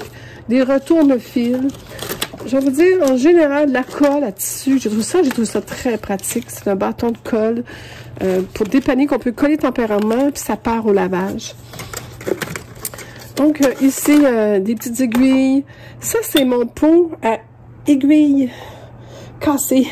Et ces derniers temps, avec cette machine-là, il se remplit très vite. Elle démolit les aiguilles à tour de bras. Marie que je laisse là, que là, j'ai ressorti mes aiguilles, pas de boules. Les aiguilles plates, pourquoi? Parce que justement, cette machine-là est tellement forte que les boules partaient de bord et de l'autre, que j'ai compris qu'il fallait que je revienne à la bonnes anciennes aiguilles comme j'avais au collège. J'ai des aiguisoirs, des rubans, des affaires qui sont utiles quand on coud, comme la poudre de bébé, que je sais qu'ils n'en vendent plus nulle part, parce que c'est pas bon pour la santé, mais c'est bien pratique pour certains types de tissus. Ma super règle pour faire des barres, mon accordéon pour placer les boutonnières. C'est sûr que je pourrais montrer plus en détail, tout tombe quand je sors quelque chose. Du papier de soie pour poser entre deux tissus fragiles, j'en ai toujours sous la main. Mon fabulon, je pense, vous appelez ça du fabulon, nous on appelle ça du spray starch, là, de l'emploi dans le fond, pour aider la couture de tissus plus difficiles, du fil élastique que j'ai pas encore utilisé, mais que j'ai reçu de mes belles-mamans. Mes crêtes-cire, j'utilise de la crête-cire, et pas la crête de poudre, mais j'utilise aussi le crayon, je vais vous le montrer tantôt. J'ai des lames, un couteau avec des lames pour faire des fois le découvite, mais je vais vous avouer que j'ai une tomate que je me sers surtout pour la boule qui est pleine de papier d'émeri, de poudre d'émeri, parce que je peux à ce moment-là des fois récupérer des aiguilles qui ont eu un mauvais quart d'heure. J'ai des souvenirs comme des portes-aiguilles de ma grand-mère que je trouve tellement adorables que j'ai gardé, et toute poussiéreux. Et j'ai fait ce petit cossin aussi pour enfiler les aiguilles que je trouvais bien cute. Mais voilà, il marche pas vraiment bien, mais je le garde en souvenir. Hop là, on va faire de la poubelle. Je vais juste continuer, excusez-moi si je vous étourdis. Alors ici, ce sont mes, vous avez vu tantôt mes pieds. Ici, j'ai d'autres bobines de cette machine-là, qui sont des bobines en métal. J'en ai pas beaucoup, parce que ça fait pas longtemps que j'ai la machine, donc on voit que je n'en ai pas faite. J'ai des boîtes vides et j'ai les bobines en plastique pour la seigneur. En métal? Non, en plastique pour la seigneur. J'en ai même d'autres ici que j'avais acheté de trop. J'ai des aiguilles, en voulez-vous des aiguilles et des aiguilles pour la machine industrielle. C'est des organs, j'ai pris une de chaque grandeur, d'attitude. J'ai même plus d'aiguilles à ce tissu stretch, elle passe à travers tout. Ici, c'est tout ce qui s'appelle de ruban, stay-tape, collant. Chaque petite boîte, il y a quelque chose, là. Des cossins, des affaires récupérées. C'est toutes des écussons pour poser sur les choses des petits-enfants. Des fois, j'ai une boîte comme ça, comme je vous dis, avec la dentelle. Quelque chose que j'ai trouvé cute, hein, du trou-trou, qu'un jour, je vais poser. J'ai une boîte, dans le fond, de viseline qu'on voit bien, là. Donc, c'est mes cossins. Je vous amène ici. L'autre ici, voilà, j'ai tout placé dans des boîtes. Pourquoi? Attendez un instant. Alors, je ne sais pas si vous voyez bien. Alors, vous avez les pinces à patron. Vous avez compris que mes pinces sont attachées au plafond, donc mes pinces à patron là-dedans. J'ai des fois des affaires lourdes comme ça, comme je vous dis, parce que je sais que je vais les poser, comme du passepoil en simili-cuir. J'ai du beau passepoil, autant de fantaisie, de couleur, l'original. Vous savez que j'ai une passion pour les passepoils, donc j'ai un pot de passepoil. Pas de passepoil, de billets, je veux dire. Puis j'ai un autre pot de passepoil, puis j'en ai aussi là, pour faire la couture. J'ai des agrafes et un autre boîte de billets. Donc, tous les épeurs à manteau, j'ai d'autres boîtes. Des boîtes, pour moi, c'est pratique.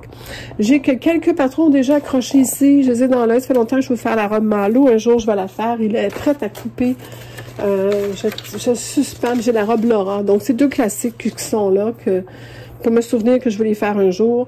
J'ai eu mon papa d'amour qui est décédé il y a quelques temps et qui m'encourageait beaucoup, beaucoup dans ma couture, qui était d'ailleurs un marchand de chaussures lui-même et dans la mode, donc il m'a inculqué ce sens de la mode.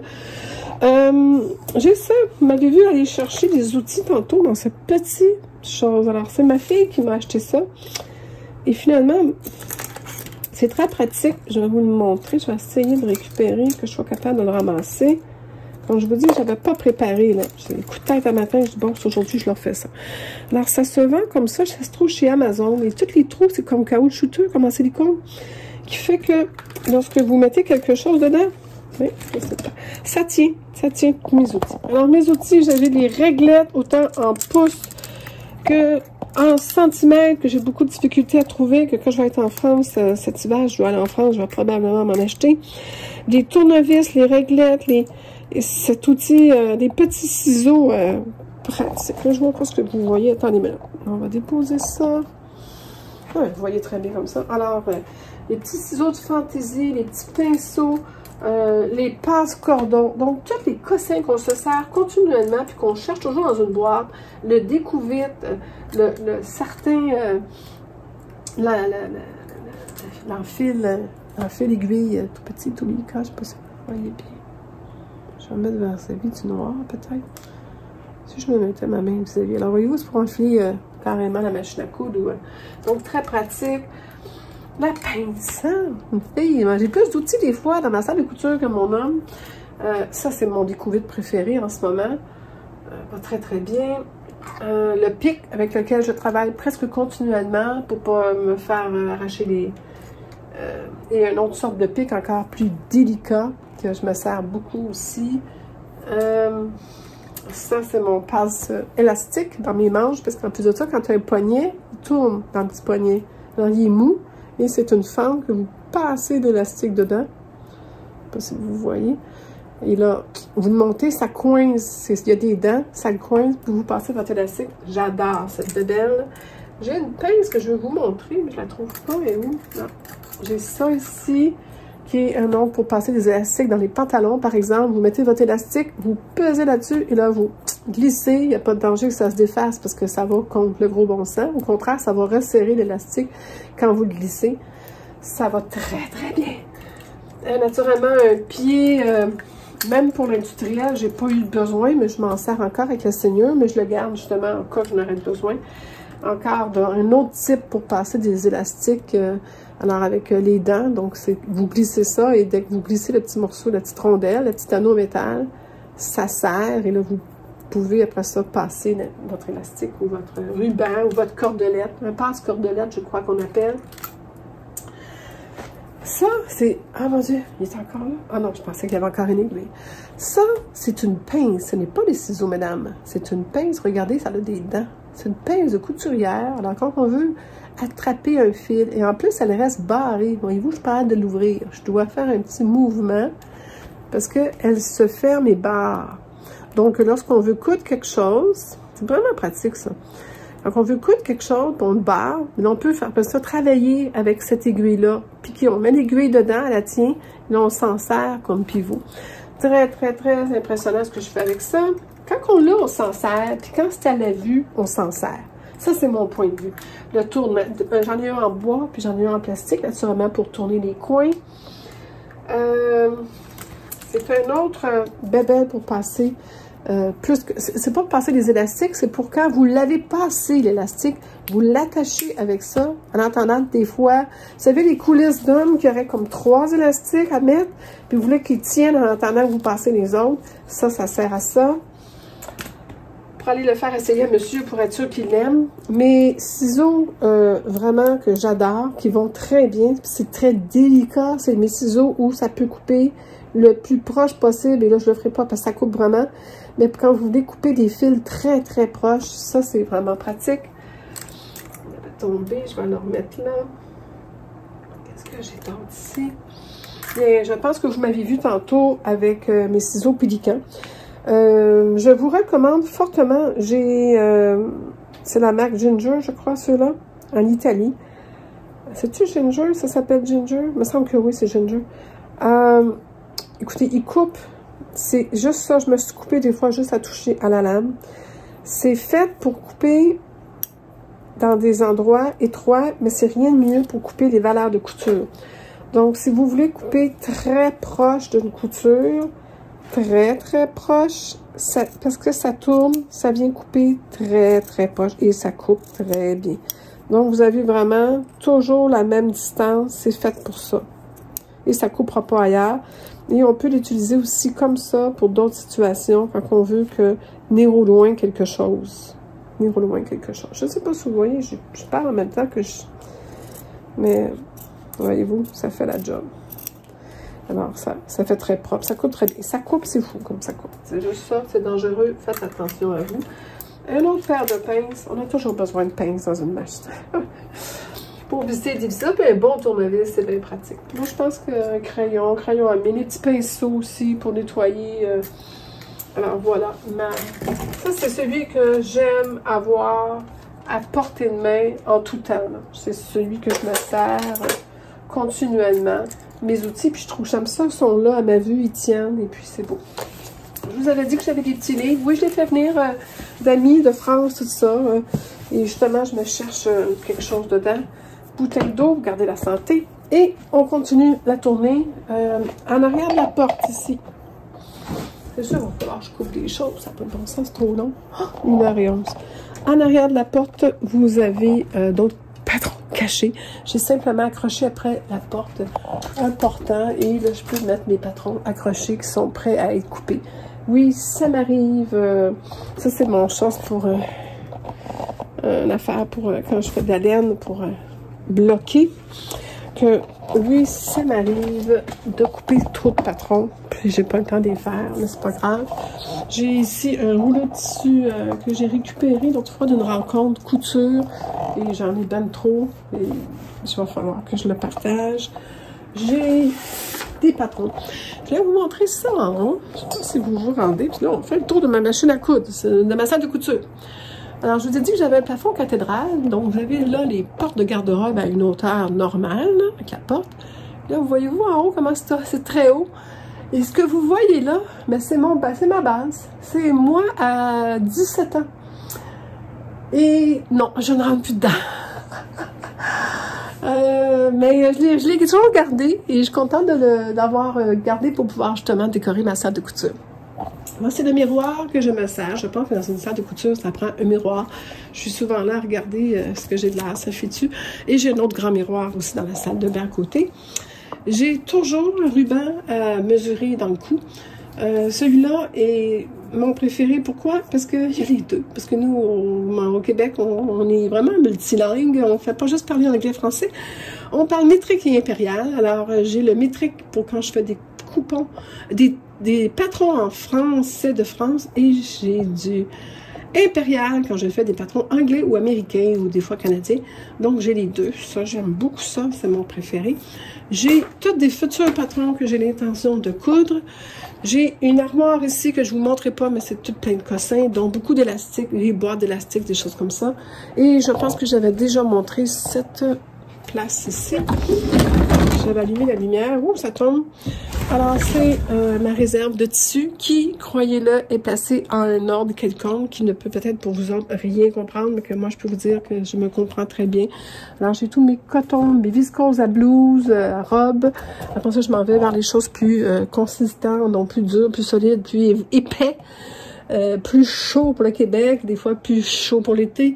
Les flanellettes, donc oui, tout, et les cotons que j'ai hérités pour le faire un jour peut-être, des tricots sont là en bas, et ceux qui sont en principe ici à être taillés dans les prochaines années, dans les prochains, sont sur la liste des prochaines choses à faire.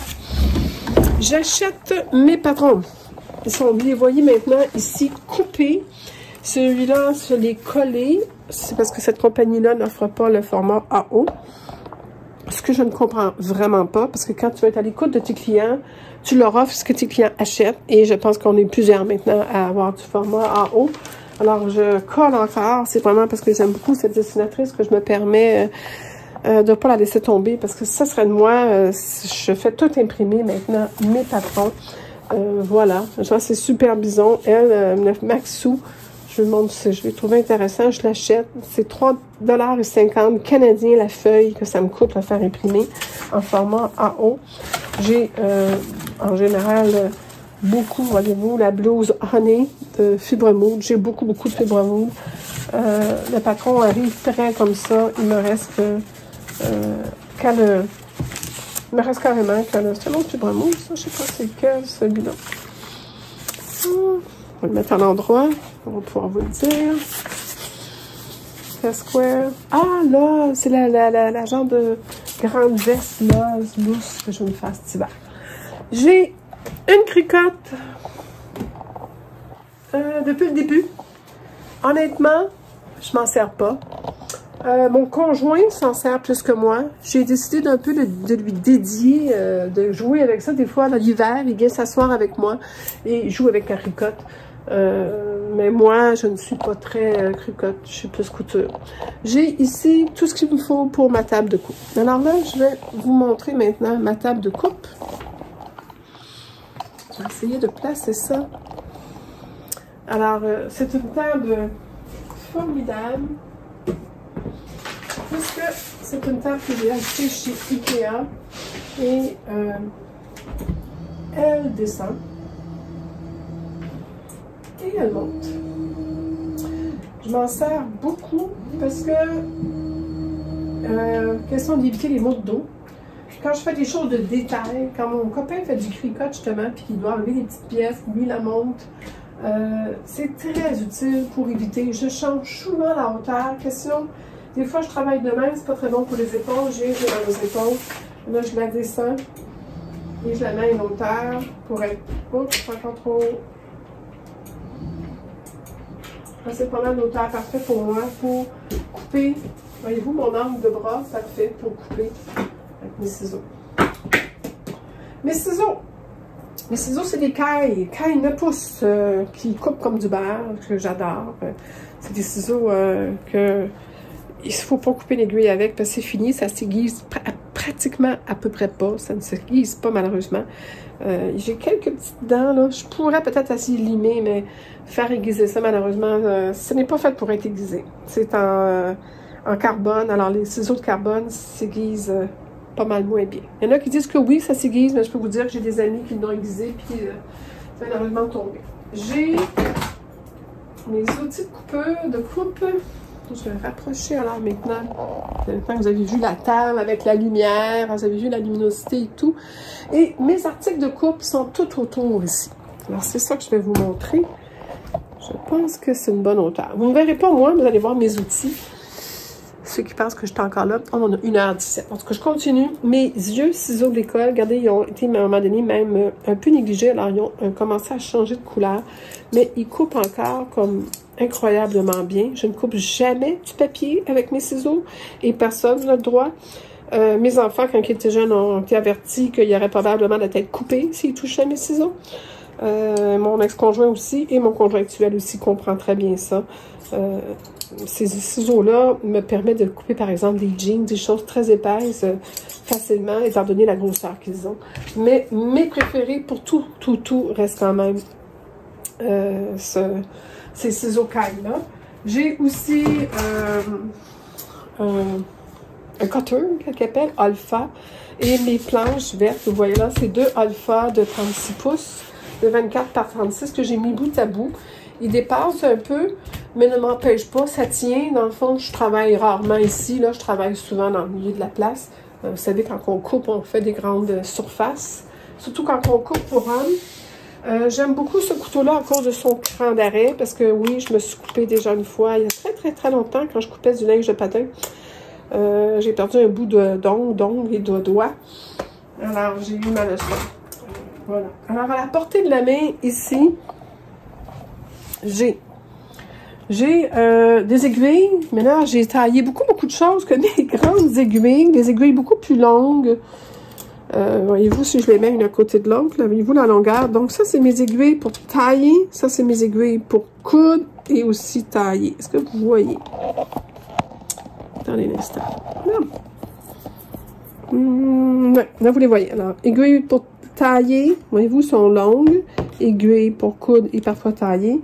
et aiguille pour la machine à coudre industrielle que j'ai ressortie, qui est carrément la machine, l'aiguille en fer, en acier inoxydable, très solide, mais solide. Une coupe de croche, je vous dis, cette machine-là, elle m'écrochit toute une après l'autre. Alors, j'ai essayé ce type d'aiguille-là, j'aime pas ça. Regardez, ça tient pas, c'est cheap, ça s'en va aux poubelles. Je vous ai dit que je récupérais les aiguilles brisées dans un petit pot pour que j'envoie ça à la pharmacie pour la récupération. Mais mes préférés pour tailler, c'est ceux-là dans du tissu épais, mais dans du tissu fin, ça brise le tissu, je peux pas. Alors, j'ai aussi, à ce moment-là, des mini-aiguilles. Donc, je travaille avec les beaucoup plus petites, voyez-vous. Elles, la machine industrielle les aime beaucoup. Alors, ils sont pas plus courtes que l'aiguille classique, là, pas vraiment. Mais elles sont plus fines. Bon, si vous voyez la finesse, une à côté de l'autre. Voilà. Je sais pas si vous voyez bien. Je tiens le trépied avec mon pied, mais ça fait la job. Alors, ça, c'est mes aiguilles quand j'utilise la rayonne, du challis, la viscose, tous les tissus fragiles, la soie, la dentelle. J'utilise ces aiguilles-là. Parce que dans le fond, si vous les regardez, elles sont aussi plus fines que l'aiguille en métal. Là. Pas tellement, mais un petit peu plus fines. Mais voyez-vous, ma machine, elle m'en a croché aussi quelques-uns. Alors, voilà. Et ça aussi, c'est des aiguilles que pas personne n'a le droit d'utiliser. À Bibi seulement. Alors, ça va là. Je travaille avec des choses aimantées. Ça, c'est pour les grosses aiguilles, j'en aime beaucoup. J'ai toujours de la crête-cire que j'aiguise avec une vieille paire de ciseaux proche à la portée de la main. J'utilise aussi un crayon. Ça s'appelle Erase Pen. Ça part... je dis pas rien, mais ça trace bleu. Et après ça... Alors, ça trace bleu, voyez-vous. Là, je peux faire des petits points. C'est assez pâle. Il n'y en a pas beaucoup dedans. J'ai acheté avec d'avoir à en acheter. Et l'autre côté, ça part. Voilà, on trace. Ça part vraiment et ça ne revient pas quand tu laves. Ça ne revient pas quand tu passes le fer à repasser. Ça ne reviendra pas quand tu le mets dans ta soute à bagages. Donc, vraiment, ça fait la job.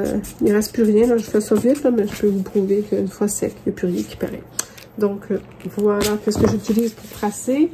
Et j'utilise très économique, beaucoup aussi, quand je sais que le vêtement va être lavé, les crayons là. Les crayons là ont un choix de couleurs. Et c'est marqué ultra clean, ultra lavable. Ça part. Alors, c'est parfait pour nous les couturières. C'est des belles pointes. Je trace beaucoup avec ça aussi. Et quand je le lave après ça, ça part. Donc, c'est qu'est-ce que j'utilise pour tracer. Voilà. Dans les choses que j'utilise beaucoup, je vais juste faire un peu de ménage. Je vous dis, je couperai les affaires parce que c'est bien long. Je vais aller chercher quelque chose ici.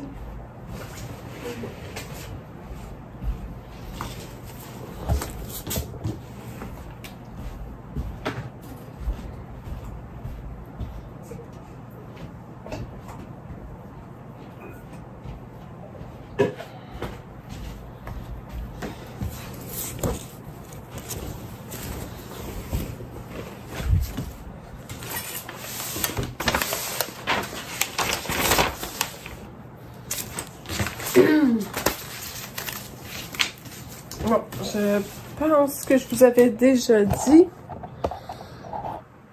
que, je mettais tout dans des enveloppes quand c'était fait pour identifier.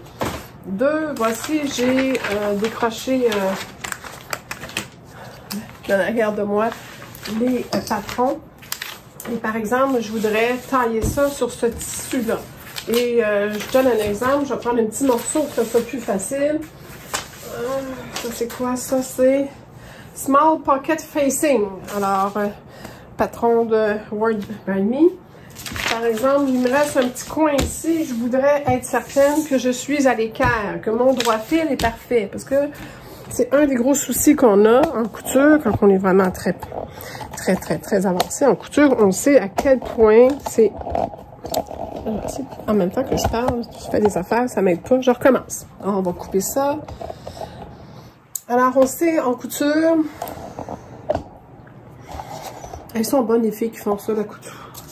On sait en couture qu'une des priorités, c'est d'avoir notre droit fil parfait sur notre tissu. Et bien, la plupart des filles vont prendre le morceau. Et là, c'est un petit morceau, mais j'aurais pu prendre un grand.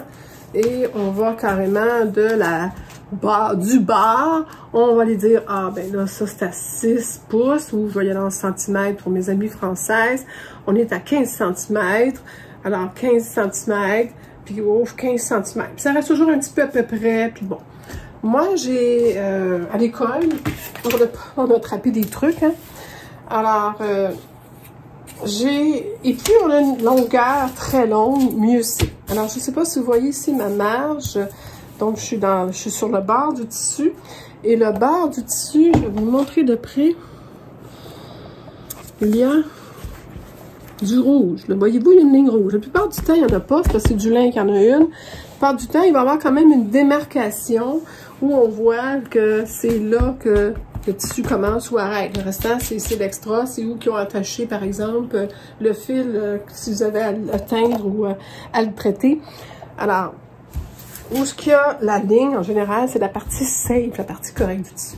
Et on peut mettre, à ce moment-là, notre équerre le long de cette ligne-là. Et là, on sait qu'on est, en principe, sur le droit fil. On peut placer le tissu aussi, parce que là, on en profite pour dire, oh, mon droit fil est un peu rond. Et là, peut-être, quand je vais le placer, là, je vois pas tout, là, mais en principe, il devrait être bon. Et en dessous, il devrait être pareil. Là, je ne suis pas pareil, que j'aurais peut-être à faire de l'ajustement, m'assurer qu'ils soient très égales, toutes les deux. Tu tires un peu dessus, là, tu le replaces. Je ne sais pas si vous me voyez travailler. Moi, je le fais mécaniquement, là.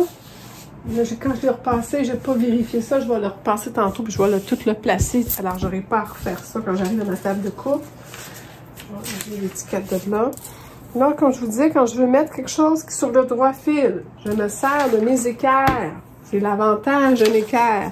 Donc, je veux que ce morceau-là soit placé là. Est-ce qu'il rentre entre d'autres morceaux? Mais il faut qu'il soit aussi sur le droit fil. Alors, c'est clair que là, il n'est pas sur le droit fil. Si je veux le mettre sur le droit fil, je dois placer mon morceau. Et là, ici, je m'arrange pour pas que ça bouge. Je m'appuie dessus, d'ailleurs, pour le faire. Et là, ici, avec l'équerre, je viens me mettre. Et là, je fais, oh, attendez, on va le tasser un peu par là, un peu par là. Je suis bien à côté partout. Je suis bien sur mon droit fil ici. Ce morceau-là, il est prêt à épingler. Il est sur le droit fil. Je sais pas si vous avez compris, c'est un truc que je vous ai dit que je vous donnerais. C'est mon truc. Je travaille dans plusieurs situations avec l'équerre. Comme ça. Les deux équerres ensemble qui me permettent d'aller chercher du droit fil.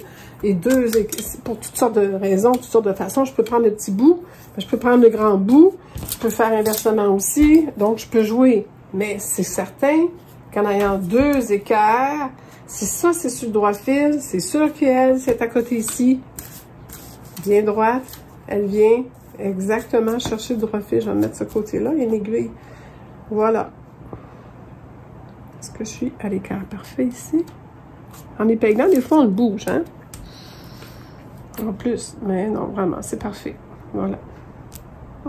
Oui, c'est parfait. Je sais pas si vous avez compris mon petit truc. Moi, je place tout à l'équerre comme ça. Tous mes morceaux. Et surtout les grands. Parce que plus le morceau est grand, plus la grande équerre est pratique. Parce qu'encore là, on va la placer à un certain endroit. Et là, des grands morceaux, hein? La confection pour hommes, c'est toujours impressionnant de voir la grosseur des morceaux.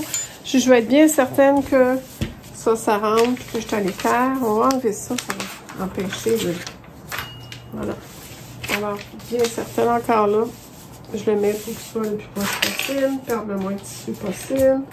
J'essaie de... Vous savez, c'est jouer à Tetris un peu, hein? On dit tout ça, là, mais tous nos enfants qui ont joué à Tetris, on les a vus jouer, puis on dit, ouais, on n'y a rien là, on fait ça en couture, nous autres, depuis des années. Mon frère, mon fils était tout fier de me montrer comment il était bon en Tetris. J'ai dit, regarde, viens tailler mes tissus avec moi, tu vas voir. C'est si bon que ça. Alors, je replace parce que là, je vois bien que je ne serai jamais à l'équerre si je le mets de même. Et là, oh, je m'approche. Là. Je finis par être bonne parce que là, je commence à savoir par où tirer, par où pousser. Mais là, voyez-vous, ici, je suis dépasse. J'espère que vous voyez quelque chose. On va se mettre un peu plus comme ça. Je toujours, ça a toujours pas bougé. Oh, ça s'en vient bien, hein? Il en manque pas gros, hein? On va le tirer un peu par là. Ah. Est-ce que je suis vraiment à côté parfait, là? Ouais. Des fois, quand on l'éloigne, ceux qui ont l'œil, des fois, de l'éloigner, si tu égales partout, on le voit mieux. Là, on voit quand c'est plus large ici. Je sais pas si vous voyez ce que je vous montre. Des fois, de le rapprocher. Qu'est-ce que je vais faire pour m'assurer, là? Hein? Ah, là, je suis bonne. Ah, là, je suis parfait. Bon, là, je vais faire, c'est que je vais vous le montrer de... comme ça. Alors, j'espère que vous voyez bien. J'ai mon équerre ici, le long de la ligne rouge. J'ai mon équerre que j'ai placé droite, comme ça. Je viens placer à côté sur elle, ici. Il faut bien attention que des fois, il faut que je pèse dessus pour être bien certaine que je suis bien à côté. Et là, voyez-vous, je suis parfaitement à égale distance ici. Donc, je suis... Tout ce morceau-là est à l'équerre. Si je veux être plus sûre, j'ai juste à faire ça comme ça, déplacer tout l'ensemble, replacer et en principe, je devrais avoir encore parfait. Donc, petit truc de travailler avec une petite et une grande équerre pour mettre ces choses sur le droit fil. Je travaille avec deux règles aussi, une que j'ai fait venir de France, qui est la règle japonaise, et une règle en pouces et centimètres. Je travaille avec les deux. Ça m'arrive d'ailleurs de l'utiliser comme vous, là, en faisant un peu partout. J'utilise un coupe-papier, celui de Cricut, pour couper mes patrons. J'ai une autre règle, je m'en sers moins, mais elle est pratique, mais oui puis non. Je m'en sers pas tant que ça. C'est une règle au pouce puis au centimètre. Puis je m'en sers pas tant que ça. Donc, ici, vous avez pas mal vu ma place pour couper. C'est vraiment mon endroit avec les outils, j'ai tout jeté à terre. Ici, donc, on est dans un autre département. Mes tissus attendaient d'être coupés. J'ai eu un magnifique coussin de ma fille. Ça, c'est avant que je lui dise que j'étais en train de remplacer. Elle a trouvé ça sur Facebook, elle l'a fait faire, puis elle me l'a envoyé. C'est une image qui est imprimée sur un coussin. J'ai trouvé ça très, très beau. Bien gentil. Ici, vous avez mon coin finition que j'appelle. Ah, on a des coins. Alors, la coin table de coupe, le coin repassage, le coin production, où il y a la machine à coudre industrielle. Et ici, c'est le coin finition. Dans un autre truc que je voulais vous partager, c'est des machines ici qui sont malheureusement très vibrantes. Et c'est ces deux Baby Lock. Et je sais que Baby Lock a un nom de machine qui s'appelait Vibrant. Et je trouvais ça tellement drôle. Parce que j'aimais, voyons donc, c'est un peu ce que je leur reproche. Puis ils ont le culot d'appeler une de leurs machines, ce nom-là. Mais des fois, c'est cocasse. Quand on coud, c'est que ces machines-là, toute la table brande, pourtant ma table est une très bonne table, mais tout bouge, surtout celle-là, la recouvreuse qui fait vraiment une grosse vibration. Et j'ai découvert que si je prenais un tapis à souris en caoutchouc et que je le mettais là, mes outils arrêtaient de tomber par terre, mes aiguilles, mes pinces, vous savez les pinces, parce que si je cousais beaucoup, puis je passais beaucoup de choses, tout ce qu'il y avait sur la table tombait. Alors, depuis que je dépose sur la table mon petit tapis à souris, mes choses que je dépose là ne tombent plus. J'ai fait pareil de l'autre côté. J'en ai mis un là aussi pour l'autre machine. Alors, oui, bien pratique. C'est un deuxième petit truc que je vais vous donner, de tapis à souris, là, si possible caoutchouteux en dessous. Ça glisse pas. Et quand c'est... Deuxième petit truc avec le même tapis à souris, je vais aller chercher, regardez-moi ça, vous allez trouver ça très drôle. Ça prend bien des couturières pour avoir des trucs semblables. Alors, si je cumule, voilà, si je cumule quelques... Ça arrive des fois, hein, qu'à mesure qu'on les prend, on les enlève, puis on les met là. Quand je suis tannée, puis je suis finie, ou à la fin de ma journée, ou que j'ai besoin, je fais juste ça ici. Et voilà. En général, j'en échappe pas à terre et mon petit plat, c'est ça. Je récupère tous les petits plats pour faire tout le plus d'utilité possible aussi, vous allez voir.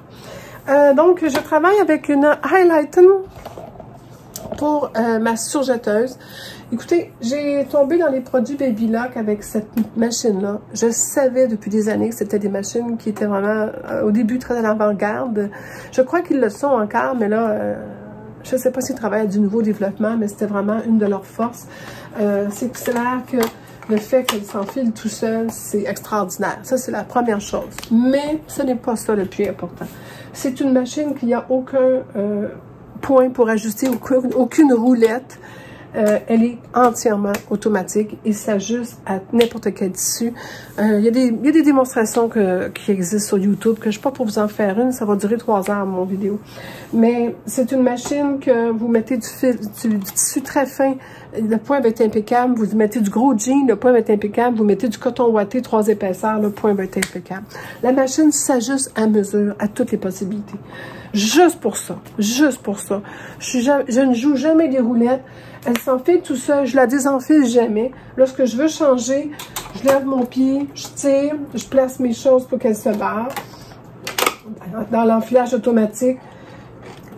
Et là, je tire mon fil, je coupe ici mes bobines, hein, coupe là, coupe là, coupe là, coupe là. J'enlève mes bobines, je mets les nouvelles, je fais des nœuds coulants. Je tire doucement mes fils, je les aide à passer les nœuds. Ici, celle-là, parce que c'est du fil mousse, je l'aide aussi à passer, parce que c'est plus fragile. Puis une fois que c'est passé, je coupe mes fils, je les jette. La machine est prête à repartir. C'est un vrai charme.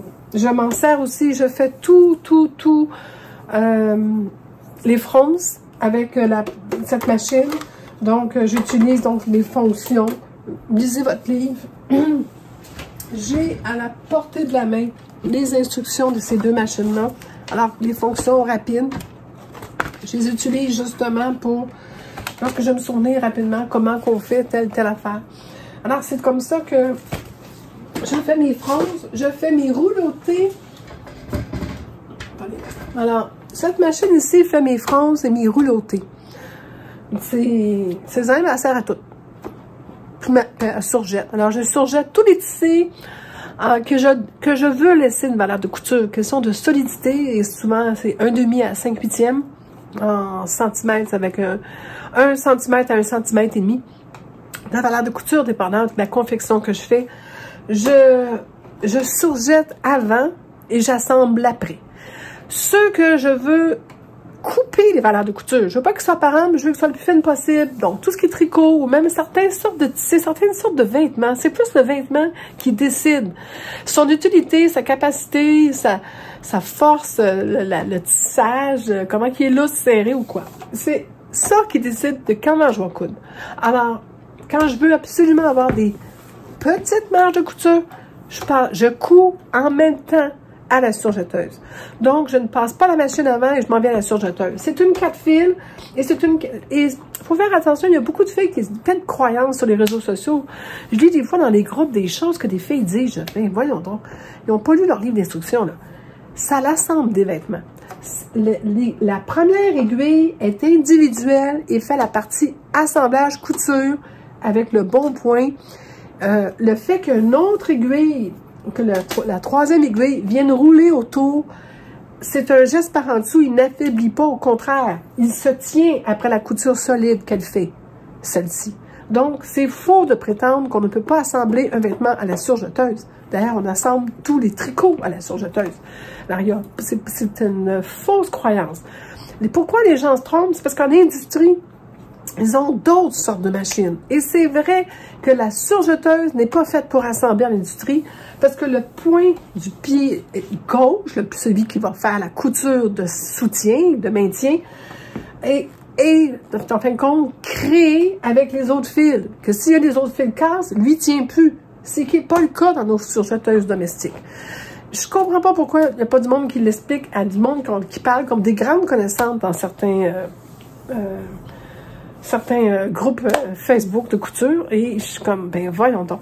Mais, j'aime mieux pas m'en mêler, mais moi je vous l'explique, là. Il n'y a pas de danger avec cette machine, je peux autant assembler, coudre un vêtement complet, il ne se défera pas. Après, et ça vaut le prix. C'est sûr que c'est des machines plus dispendieuses, on parle de 2500, là, c'est canadien, puis probablement la même chose en euros, là. nos prix semblent plus hauts que vous autres, mais on a moins de masse de monde, que vous avez des meilleurs prix en Europe parce que vous êtes plus de monde. N'oubliez jamais ça. Ici, c'est ma Ovation. La Ovation est une combinée.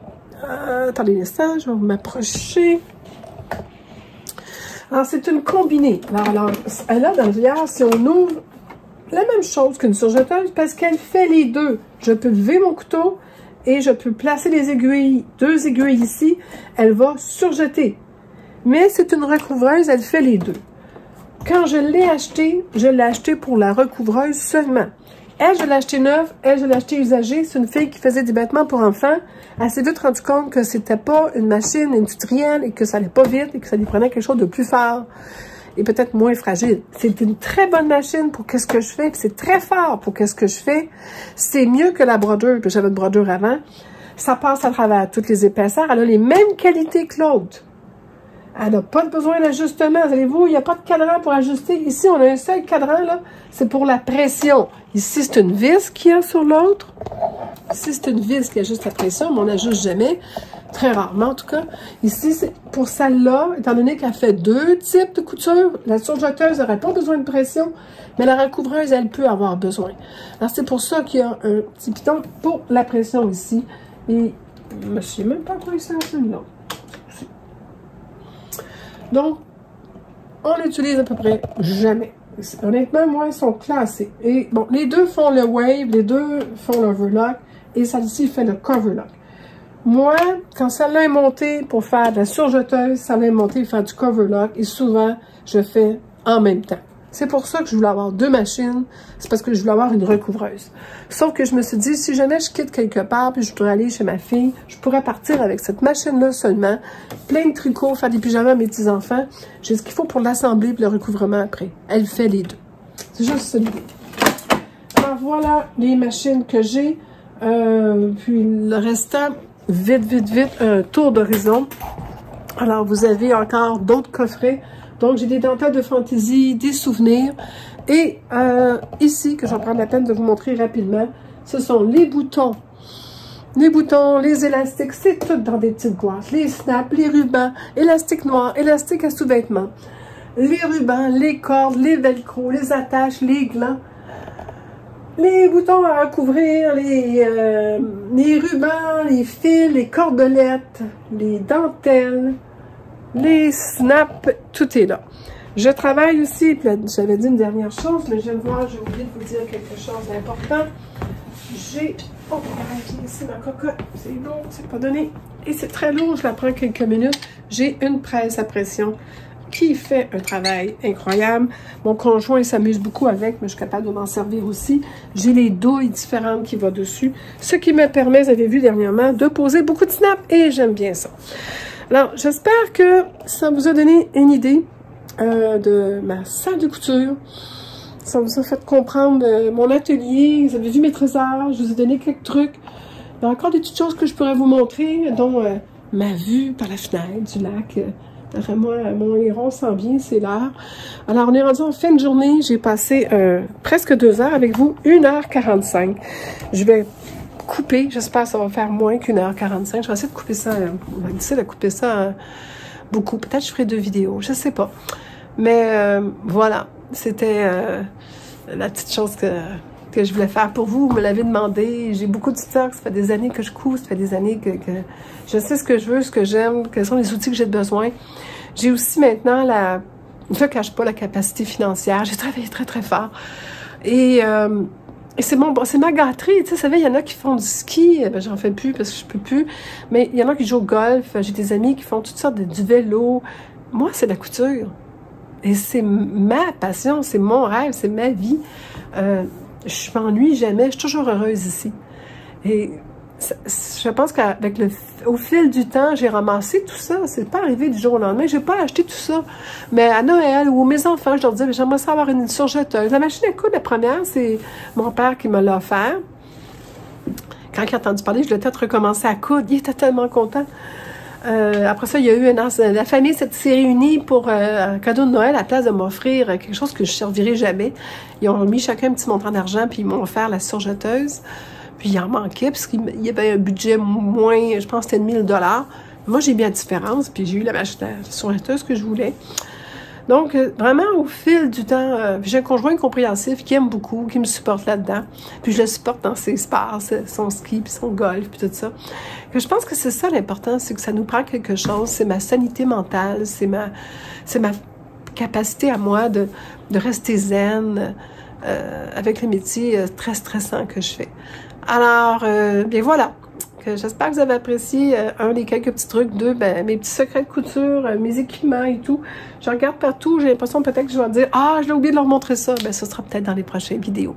Que je vous embrasse fort, puis je vais essayer d'aller faire du coupage maintenant. Bye! Mettez-moi vos commentaires puis vos trucs ou invitez-moi à vos vidéos que j'aille voir aussi si vous faites le même type de vidéos, vos vlogs, vos podcasts sur votre salle, votre atelier et les trucs que vous utilisez pour travailler, bien, invitez-moi à ce moment-là, ça va me faire plaisir. Bye!